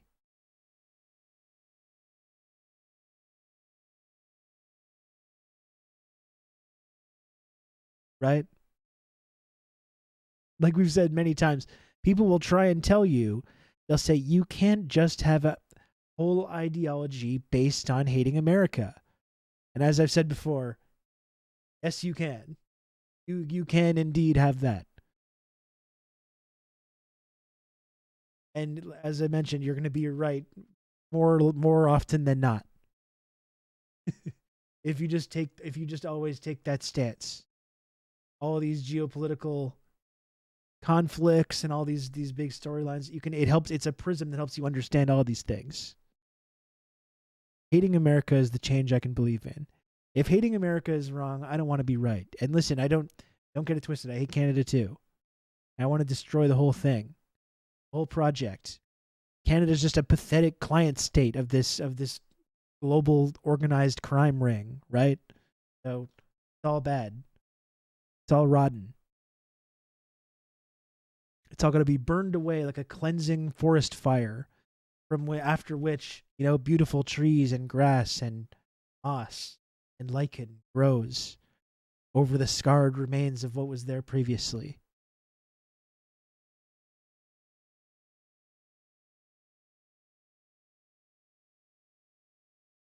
That's not nuanced. Then again, neither is nuking the planet just to stop China. No, it's not. No, it is not. That's not nuanced either. And I'm against that. I know it's a crazy radical thing to admit. I know it's a crazy radical thing, but I'm against preemptively nuking the entire world in order to stop China from just ascending to this position of global hegemonic dominance. Nuking China is not very poggers. I couldn't agree more. Yeah. I'm not saying we wouldn't get our hair mussed, but I do say no more than 10 to 20 million killed, tops, depending on the breaks. How can you not hate America? It's got KKK right in the name. Amazing that people still have a hard time with this, frankly.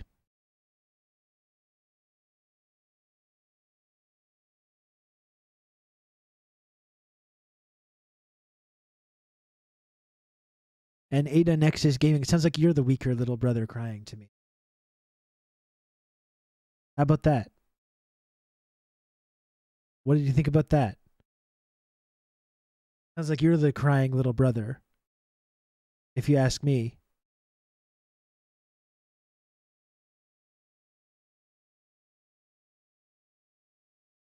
Don't test me. Don't test me today or any day. It's my fucking birthday. I'm not going to put up with this shit.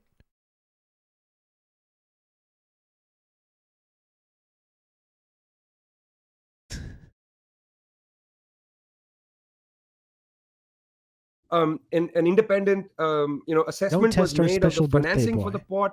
The assessor came and said something interesting. I think in pretty much any competition, the U.S. handles Canada easily. Okay. Good for you. Congratulations.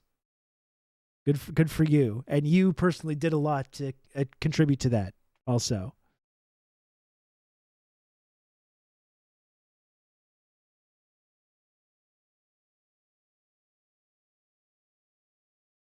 By the way, the U.S.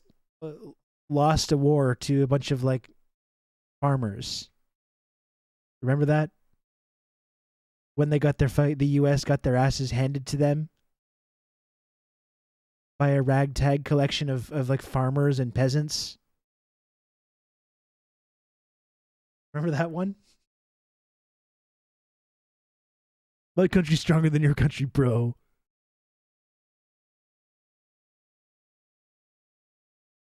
The only thing America's holding on is a big fat L.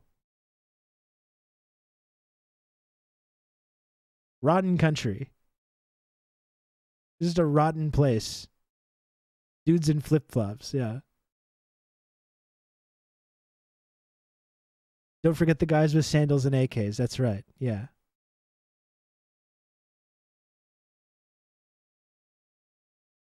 Treating imperial politics like it's a team sport. Baby brain. It is baby brain shit.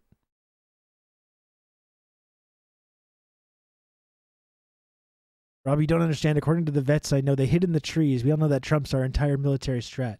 And that's why it was justified, according to these people, to just dump a bunch of millions of tons of chemicals into those trees, resulting in massive amounts of cancer and birth defects in this region still to this day.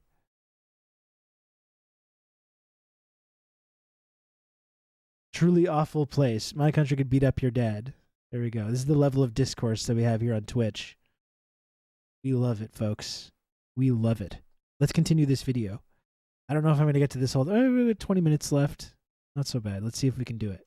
Professor said, look, let's get preliminary financing, build part of the port, open it, let it get running, start making a profit. The moment it starts making a profit, take the second tranche of financing and expand the port. And then, you can have a more stable way to pay back the loan. No, the Sri Lankan government, I think quite criminally, decided to demand the entire financing. And the financing came from Chinese, part private, part government financiers, who also warned that, look, we don't want to give you the whole tranche because this is going against the assessor. Sri Lankan government insisted. And actually, that's what put their public external financing in some real grave situation, that they made a big mistake. Initially, this was the example given of Chinese so-called debt trap diplomacy. But people who've looked at this carefully, including two scholars who published a long piece in the Atlantic magazine, said that, look, this is actually a problem of the Sri Lankan government, that they were even warned by the Chinese, don't actually take both tranches. They insisted. Now, if they insist, you can't say, no, we're not giving it to you. I suppose they could have, but they ended up giving it to them. So this is all predating the crisis that took place. Now you have the rising inflation, the tide of inflation hitting the island, which has a problem of the sovereignty of the economy anyway, importing even things like powdered milk.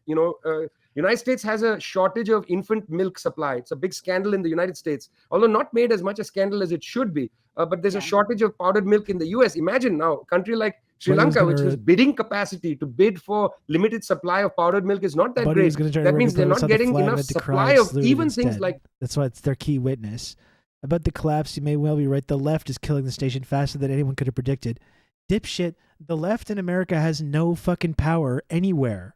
What are you talking about? You don't understand anything that's going on in your own goddamn country. What is wrong with you? There's no one in the American government that is on the left that has anything to do with it. The left has zero power in the court system, in the media, in the government.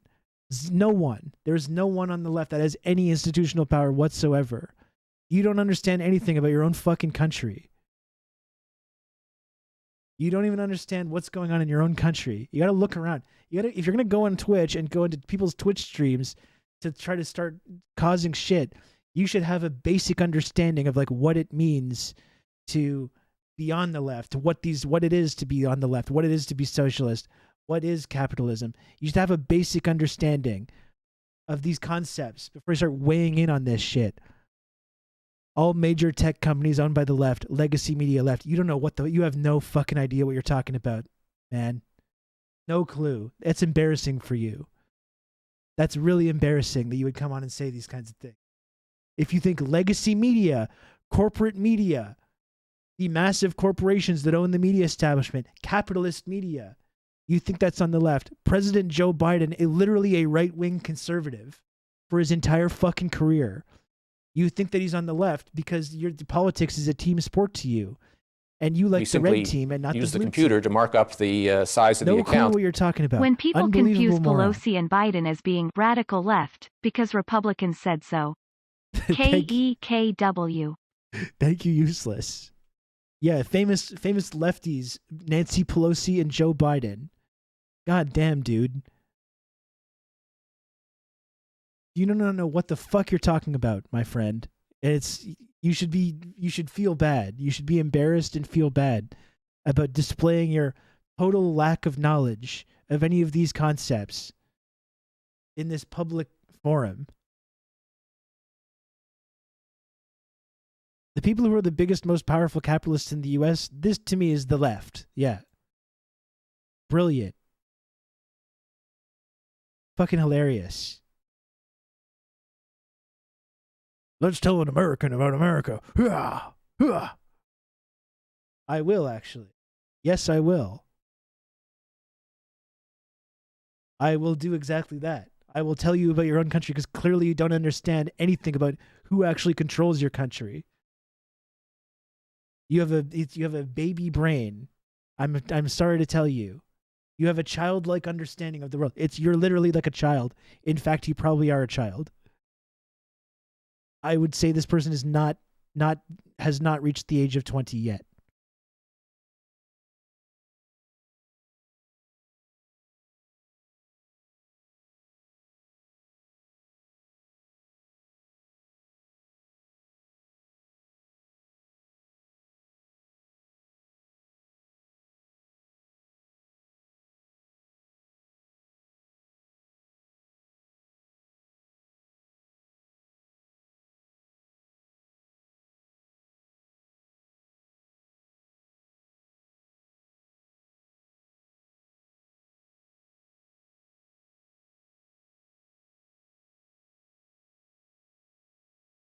Sorry, I had to go give the car keys to my partner there. Where was I? Baby brain. Baby brain. Childlike understanding. Childlike understanding of your own country.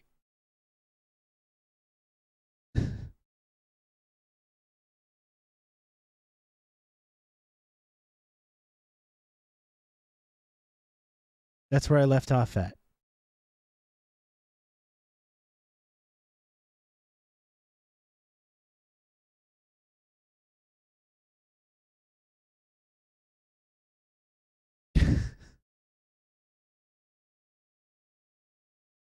And yet, it's not a conspiracy. It's not a conspiracy room at a Nexus Gaming. It's not a conspiracy room to wonder if the extremely powerful billionaires that control the media and politics in the United States of America or the rest of whatever other Western liberal democracy you want to talk about, to speculate whether they might have motives which are based on continuing to funnel more wealth and power to themselves. That's not a conspiracy.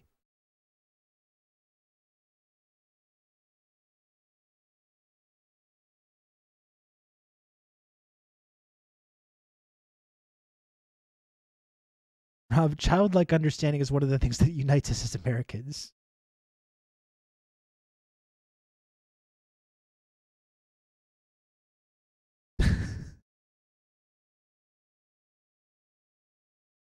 Jesus Christ. Okay. Let's continue this video. Milk, which means prices go up. There's a huge demand and supply mismatch in the Sri Lankan economy. So all of this happens. Now, the Rajapaksa government, in great distress, turns not to Beijing. And that's interesting because it could have gone back to now the People's Bank of China in order to do a currency swap. People's Bank of China have been doing currency swaps. They would have done a sort of, swap with the Sri Lankan currency and Chinese currency without the dollar. And then you buy essentially renminbi from China, and you can go to the open market and sell the renminbi to earn dollars if you'd like.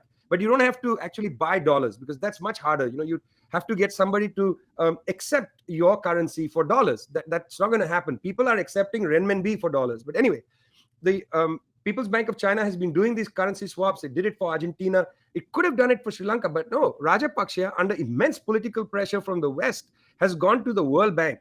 The World Bank has provided a $700 million loan. And now it gets interesting. The $700 million loan has come, but the country manager of the World Bank, Mr. Chio Kanda, essentially said something quite interesting. Said that, well, look, we're now going to go and talk to the Asian Development Bank, the IMF and others.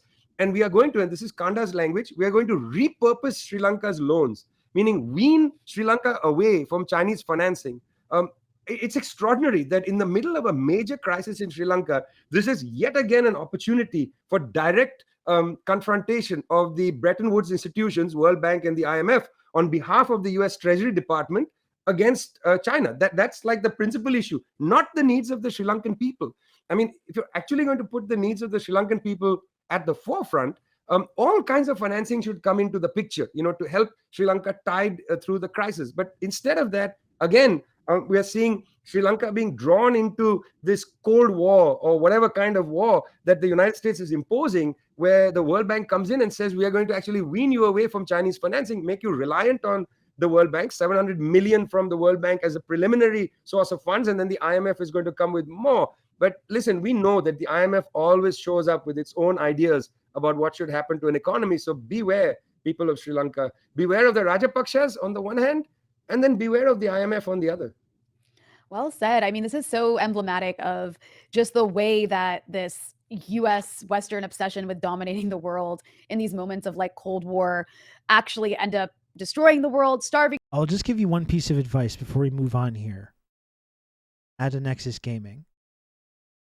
This is what is happening right now when you go into these Twitch channels or wherever else and you say embarrassing, untrue things and display your lack of knowledge about the way that the world works, the way the political economy works, all this stuff.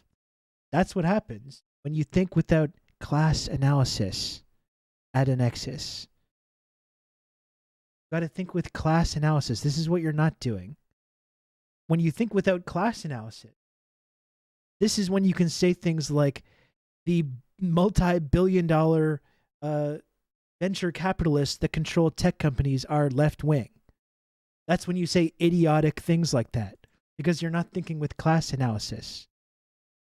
All right? And when you do start thinking with class analysis, then you understand that these extremely powerful capitalists that control things like the tech industry and the media, right? These very powerful billionaires which own all these media institutions, including the media institutions that you might consider left-wing, such as the New York Times or MSNBC. These media institutions are all captured by extremely powerful financial interests and are all working together to perpetuate this project of capitalist expansion, right? And when you don't think with class analysis, that's when you can log on to Twitch and start talking about these venture capitalists like Peter Thiel as like leftists, because they own tech companies that like change their avatar to a rainbow avatar to support gay rights for 1 month out of the year. This is when you get very confused. This is when you get very confused and you say ridiculous things like this and you humiliate yourself in this way. Okay, so I would encourage you to there's a couple of books we could probably get you to take a look at to try and reorient your understanding of this. You can start thinking with class analysis, and then you won't log on to Twitch and make a fool of yourself like what's happening today. Okay? It's the baby brain talk. When you think without Marx and when you think without class analysis. The baby talk. It's goo goo gaga baby talk. And Joe Biden, as much as you want to call him like a lefty, because he's part of the Democratic Party, the blue team, who all your friends in right-wing media tell you are like the radical leftists, whatever. Also doesn't think with that kind of class analysis. That's why no one occupying these spaces in America are able to advance actually left-wing ideas, because they're part of that same exploitative system as well. So start thinking with class analysis, then you'll be able to understand these things a lot better. The world in all these various ways. You know, we even saw Biden say last week after this, you know, or during this like summit, this Asia summit or whatever, or his Asia tour, excuse me, saying the U.S. will in fact intervene militarily if China invades Taiwan. We saw this Politico article also last week that showed how U.S. officials are actually encouraging the Taiwanese government to emulate Ukraine for a future war with China. From what you're talking about with Sri Lanka, obviously that's not a hot war, but it's a kind of Cold War playing out in this smaller country, the smaller, weaker country. It's kind of like we're just entering this era of proxy wars, Cold Wars all around the world. And this is kind of a weird pivot, but I really want to get your take on this because I think you have wise words on almost all of these things. But, you know, I don't know how much attention you pay to fights on the internet, on Twitter in particular. I hope not much because it's a huge waste of time. Unfortunately, I tend to waste my time a little too much paying attention to those feuds, but there is this ongoing feud about, you know, over some people referring to Republicans as anti-interventionist because a handful of them in Congress, like Marjorie Taylor Greene, have vocally opposed sending weapons to Ukraine, while not one Democrat has opposed this. You know, surprisingly, not even Bernie Sanders or any, you know, single member of the squad. They all voted for this $40 billion, you know, aid package of weapons to Ukraine. You know, but as I see it, VJ, this handful of Republicans are mostly just opportunistically attacking Biden, right? Like if Trump was the one in charge, I doubt any of them, except for maybe like Rand Paul, would be voting against sending weapons to Ukraine. They would be fully on board.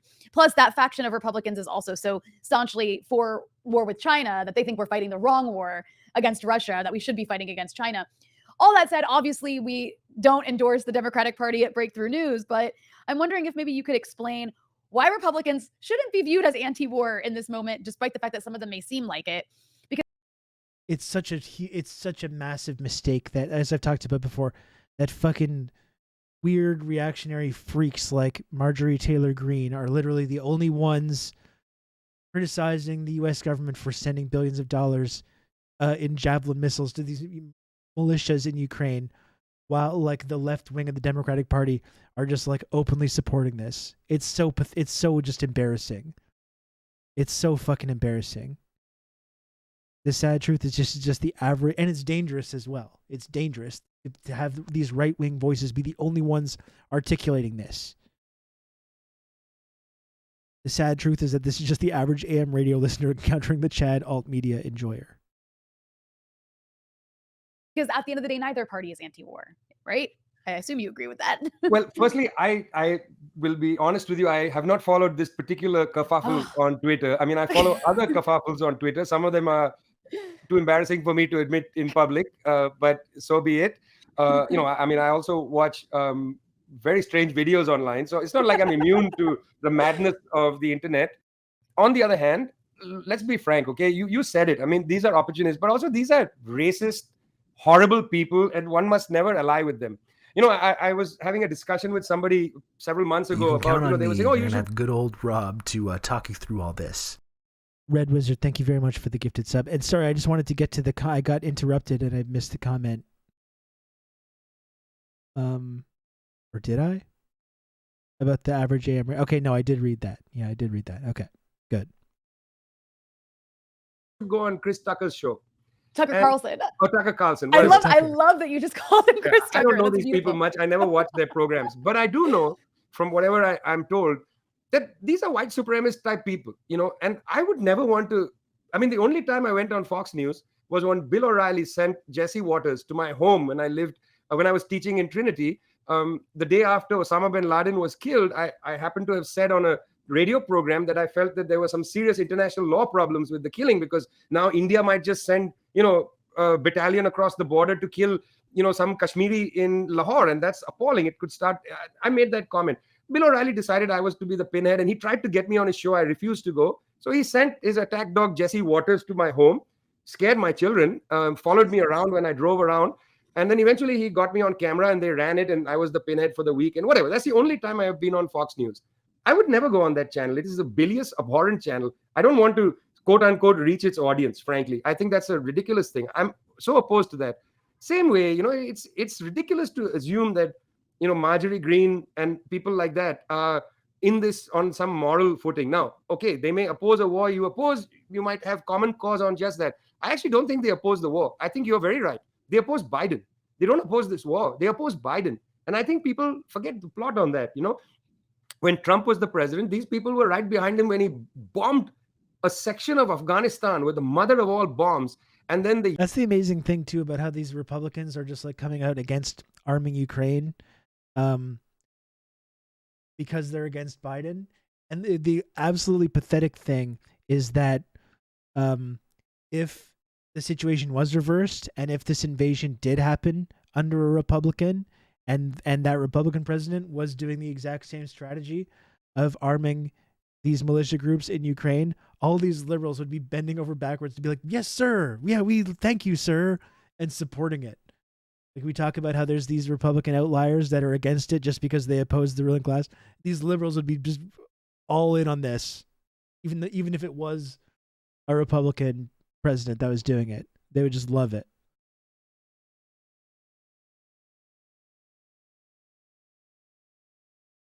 And at Nexus, here's the last thing I'm going to say to you. Okay, and this goes along with thinking about class analysis. You're saying that I was actually didn't really understand what you're saying, talking about like classism or whatever.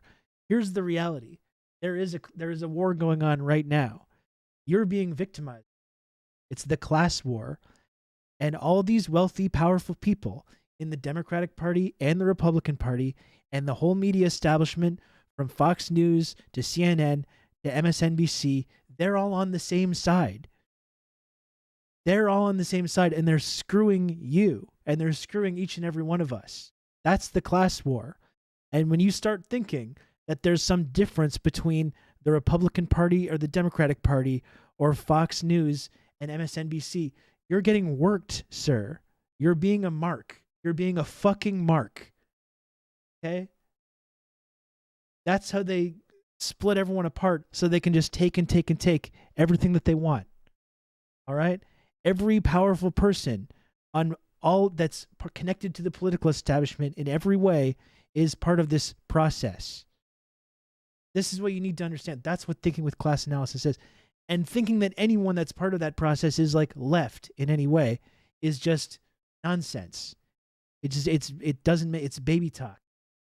Because if you're on the left, you're trying to take that power back from them and share it with everybody else. And we're trying to win that class war. And they're all our enemies. All the people that are part of both these mainstream parties and all across the media establishment, no matter what their comment areas or what party they identify with. Okay? Stop being a mark. And maybe you can come eventually, when you understand these concepts, you can actually be on the correct side of the class war rather than working for the bosses. Working for the bosses and doing their job for them. That's cuck shit. Okay, that's what we reject here. Don't be a cuck and don't be a mark. Join the correct side of the class war. It's embarrassing when you help these powerful people in this way. The US and Afghan government of the time prevented journalists from going to see what had happened there. And my friends tell me it's still hard to go there to see and to write a story about the devastation. Entire villages were in the so-called kill zone of that bomb. I didn't see any of these Republicans taking a quote-unquote anti-interventionist stand. I don't buy it. I think that these people are entirely partisan, and also they are white supremacists. To some extent, it's that old idea.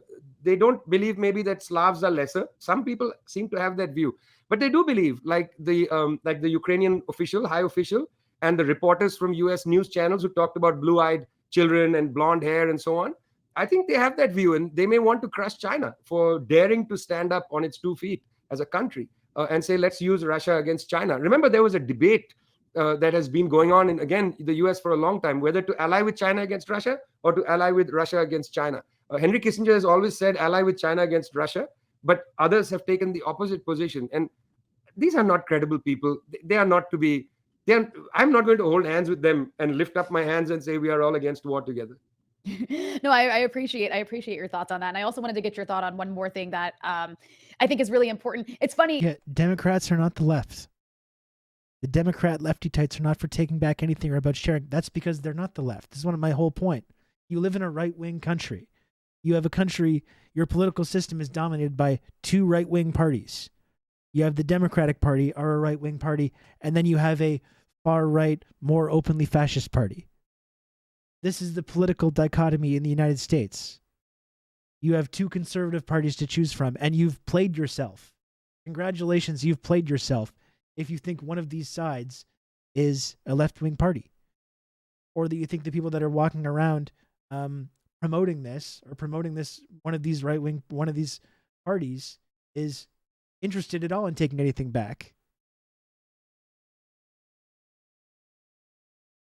It's not just you that's thinking without class analysis. It's the majority of people in our culture don't think with this level of class analysis. And just like there's people like you that have been caught up into this this team sport war between red and blue and think that they're with their team and they're against the other bad team. There's people on the other side that think that they're on the good side as well. And you're all acting like Marx. Not Marx like Karl Marx, which we should act like, but Marx as in fucking Marx.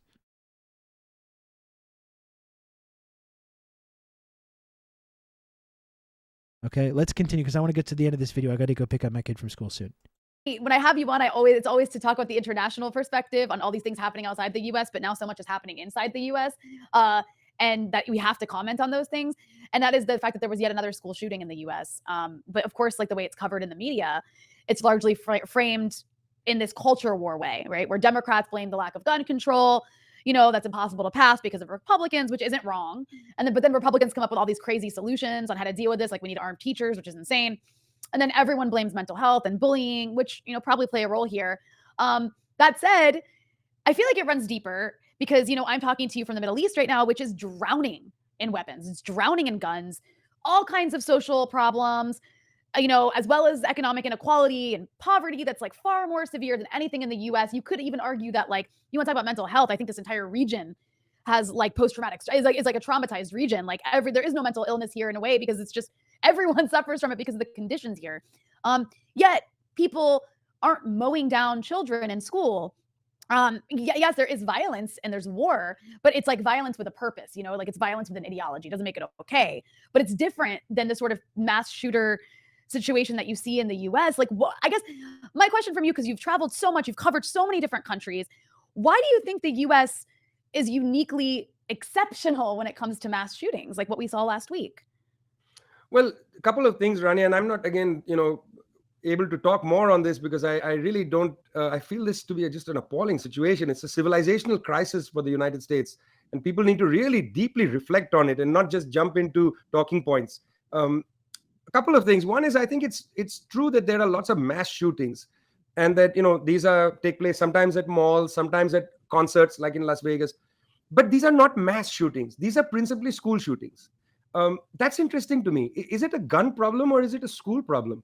I mean, why aren't they, like, every few months we hear about somebody going into a school and shooting, much less going into a mall or into a movie theater or other public places, into a bank. I don't hear about bank shootings and corporate office shootings and Starbucks shootings, and it's school shootings. There's a school problem here, and I don't. I gotta admit that I'm being heavily pilled on the sort of domestic gladio aspect of some of these schools. It feels a little grim to speculate on sometimes. Especially when you're talking about murdered children and stuff. And like I said, I think with Uvalde or any other mass shooting incident, there's kind of an Occam's razor situation when you're like, it's a desperate country filled with sick people, desperate people. It's filled with millions and millions of guns, and that just leads to unhinged people going on mass shootings. I think that's the simplest possible explanation. We've talked before about how people like Alex Jones we think are like feds, and are kind of playing a role in themselves of cordoning everything off into this conspiracy theory world. And sometimes it makes sense if you see the things that they focus on as being like a double bluff or like a smokescreen for what's really happening, and their fixation with like school shootings and stuff. And I think the trick that happens here is that when these right-wingers go off about false flags or school shootings or whatever, or crisis actors, and they're talking about this shit being done in order to take away people's guns, and they think that that's the purpose behind this kind of like conspiracy, which is creating these shootings. And that's what I don't agree with. It's not about some false flag incident to take away people's guns, but it is, I think, partially, whether this incident fits into this or not, it's partially just it's to carry out this strategy of tension and to make people terrified and afraid and paranoid, and as a result making them trusting law enforcement more.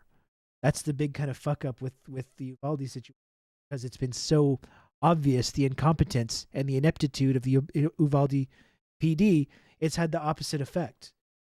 But I think there's a sort of powerful component of ruling class types in America that are indeed, I think they rely on these kinds of shootings in order to keep people afraid and paranoid, and also just the ways that we see that it results obviously in big increases in gun sales and things like this.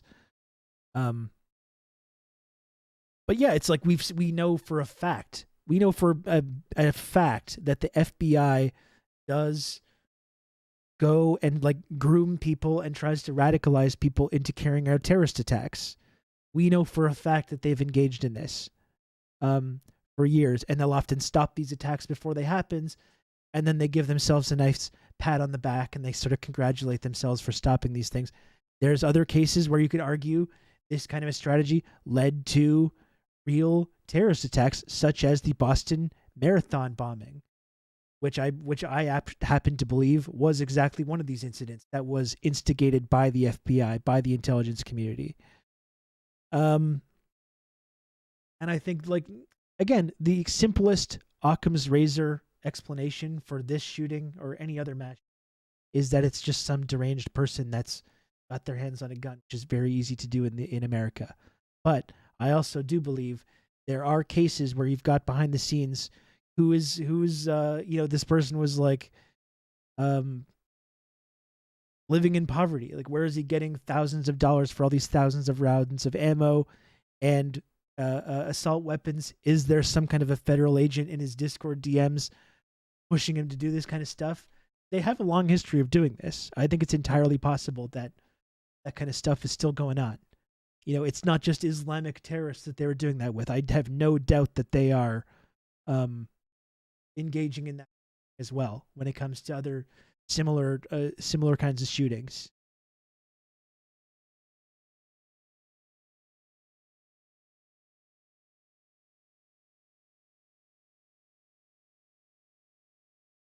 And like I said, it's part of just a strategy of tension. People paranoid and afraid. But like I said, I feel it is a little grim to speculate on. Again, the Occam's razor explanation is that these are deranged people that get their hands on guns. I think that's the most likely explanation. But I do think that there are cases. The Boston Marathon bombing is probably the most obvious example where there was this element of the feds being involved behind the scenes in radicalizing and pushing these guys to commit these terrorist attacks.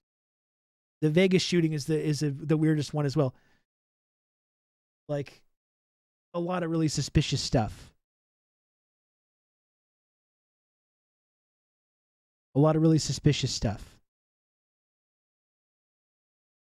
It might be a mix of Fed shit and stochastic violence. I mean, like we talked about the day after the Uvalde shooting. I think that was one thing that stuck out to me too, where I saw a tweet from someone that was just like, I guess after a certain point, domestic gladio just starts doing itself.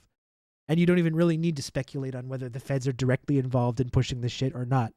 When you create all the circumstances that allow these things to just start happening naturally, then you can just kind of, you have this perpetual sort of emotion machine that produces these kinds of like horrific consequences.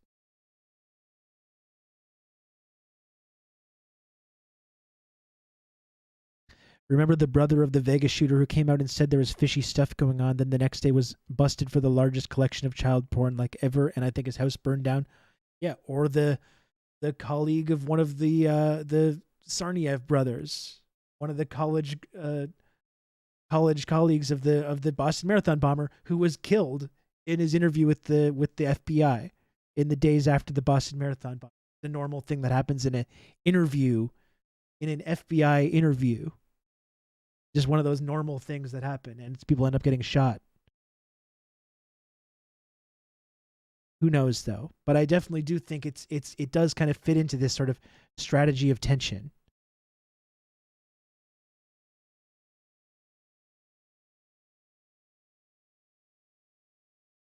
Really know much more than that. It's just an observation. Why do these people, often with deep mental health problems, go to their schools, sometimes where they studied, and then shoot people up? Do we have a problem with the way in which children are socialized? Adonexus Gaming, thanks for stopping by and hanging out today. We appreciate you. Take care. Start thinking with class analysis and stop having a baby brain and humiliating yourself on talking about stuff you have no idea what you're saying.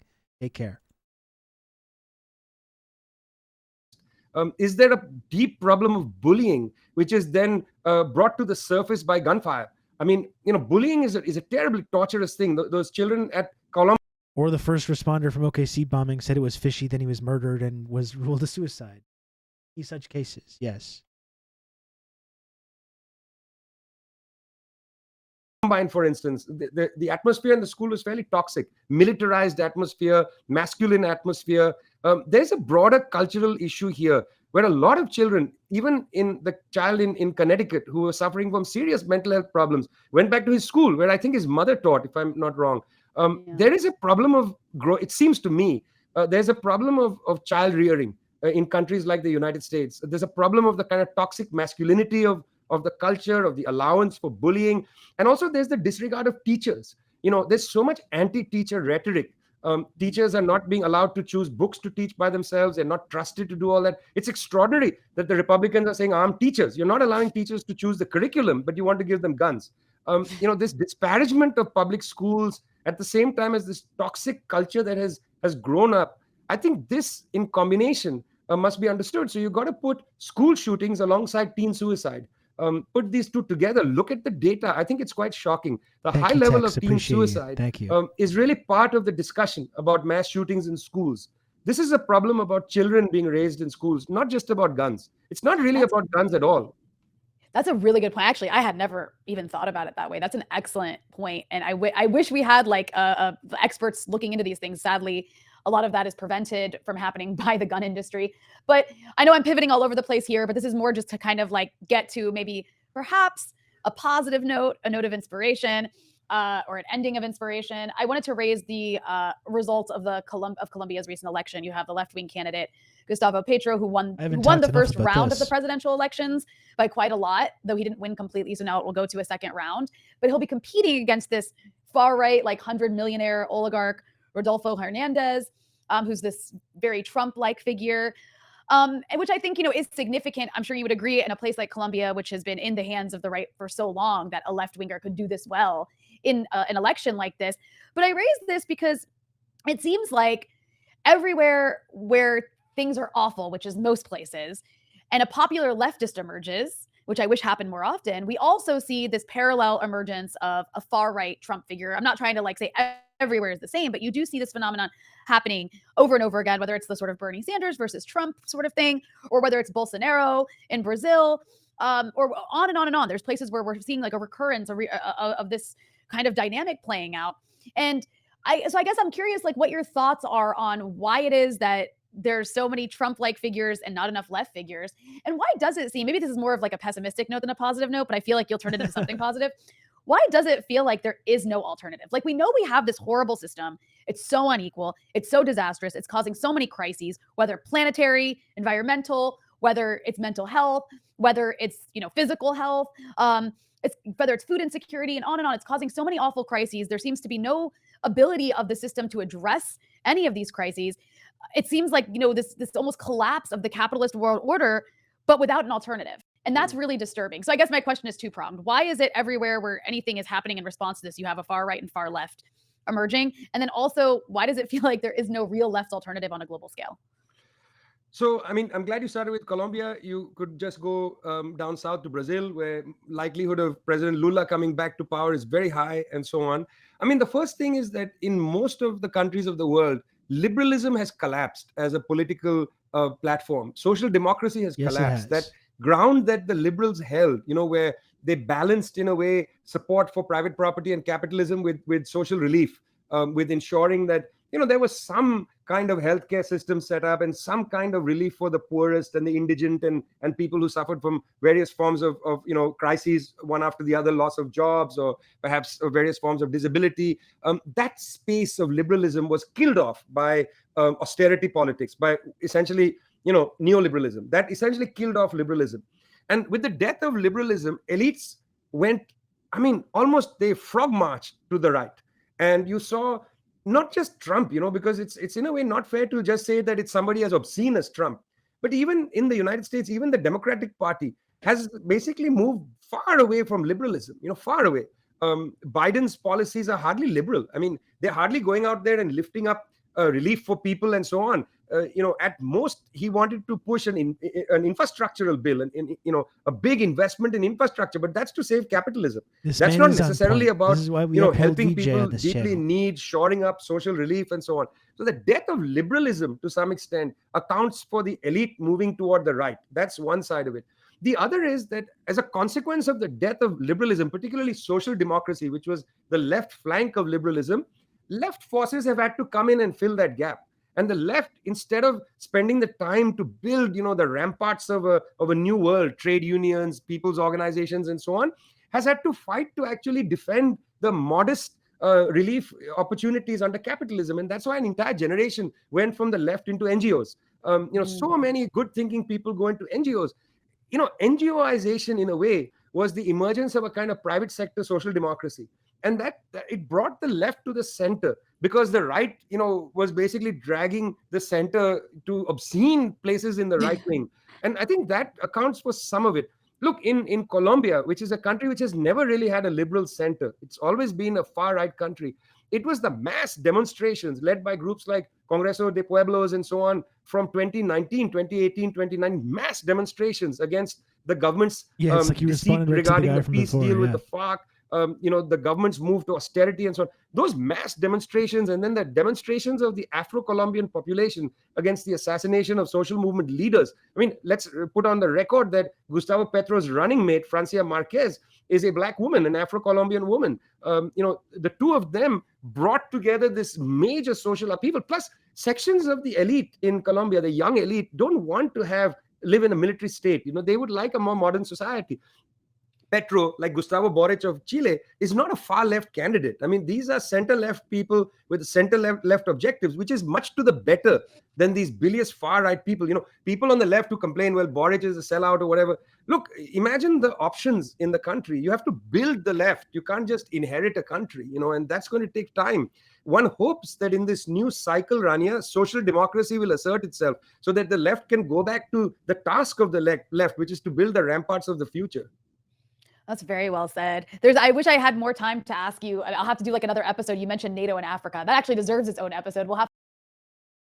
Thank you to BJ and Rania Kalek. Once again, 2 former guests of the stream, 2 friends of the show. That was really great. Good talk. We had some fun on this one, didn't we?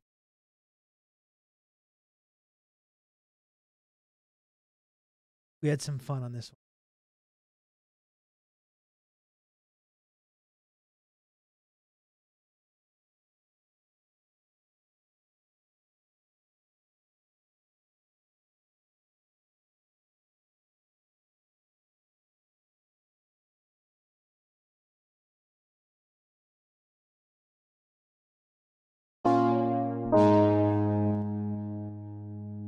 Well, it's that time again, folks. It's that time again. Time to say goodbye. You can count on me. You're going to have good old Rob to talk you through all this. Time to say goodbye. Thank you, Curse Sam Sider, for the gifted sub. Thank you very much. Friends, I just want to say thank you again. I just want to say thank you again for all the support today on my birthday. It really means, and not just today, all the time. No? It really, really means so much to me that people care about this community. It's really the coolest thing I've ever been a part of in my whole life. You can count on me. And I'm really, really good proud old of Rob to talk you through all this. This show and this stream and this community. And I'm just so thankful to everyone who spends time here, who supports the channel, and passed through today and made it such a nice birthday for me. I really appreciate it, folks. Thank you very much. And thank you, Part Ian, as well. I've got to thank Warlock again. Warlock, I'm pretty sure Warlock is probably sleeping now because I believe they're in Scandinavia where it's... or somewhere Eastern Europe or somewhere where it's like later than right now. Warlock donated $600 earlier and their message kind of got cut off. I'll have to bring it up again. You're in Slovenia, okay. I'll have to bring it up again on Monday when we come back. That I figured I might as well just give you the rest of my donation budget for this year and be done with it. I, together with everyone in this wonderful community, believe in you, Rob. Happy birthday. What a really incredible gesture. Really amazing stuff. You know? It's 2 a.m. but broad daylight. Yeah.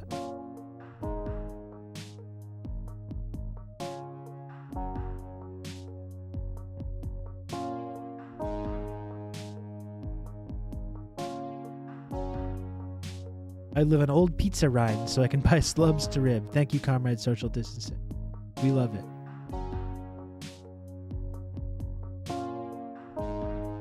I'm going to raid a friend of the stream, Kira Chats.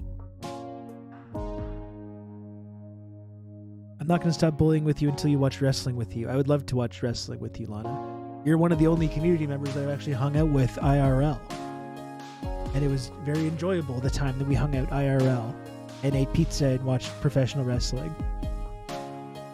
I would like to do that again sometime, absolutely.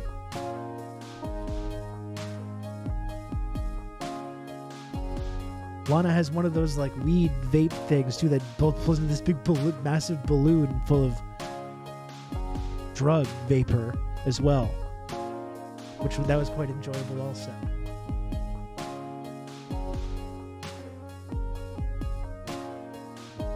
Very enjoyable stuff. We can indeed meet people from the stream in real life. This was actually before the stream existed. But we can do that. And we will do it in the city of Pyongyang, in the Democratic People's Republic of Korea.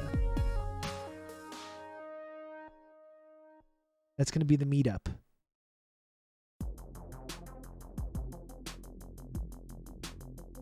Thanks again, friends. Talk to you on Monday. Tomorrow, Predator tomorrow.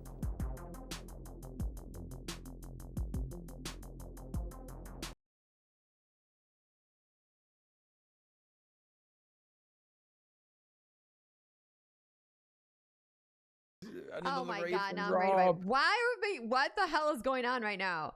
Okay, the Golden Goblin, thank you so much for the rate. I hope y'all had a good stream. Yeah, how's it going? Golden Goblin's great. I don't know if chatters are subbing. I hope they're following the Golden Goblin at the very least. Yeah, please because do. They're amazing. We've watched their videos or watched Where in Hell's videos. Yes. Chill Chill Goblin. We've had Chill Goblin on the stream a number of times, including the fundraiser, and I believe Where in Hell was also a part of that. I talked to so many people. I can't even tell what the fuck even. That was a very confusing few days for me. Tier 1 Fira!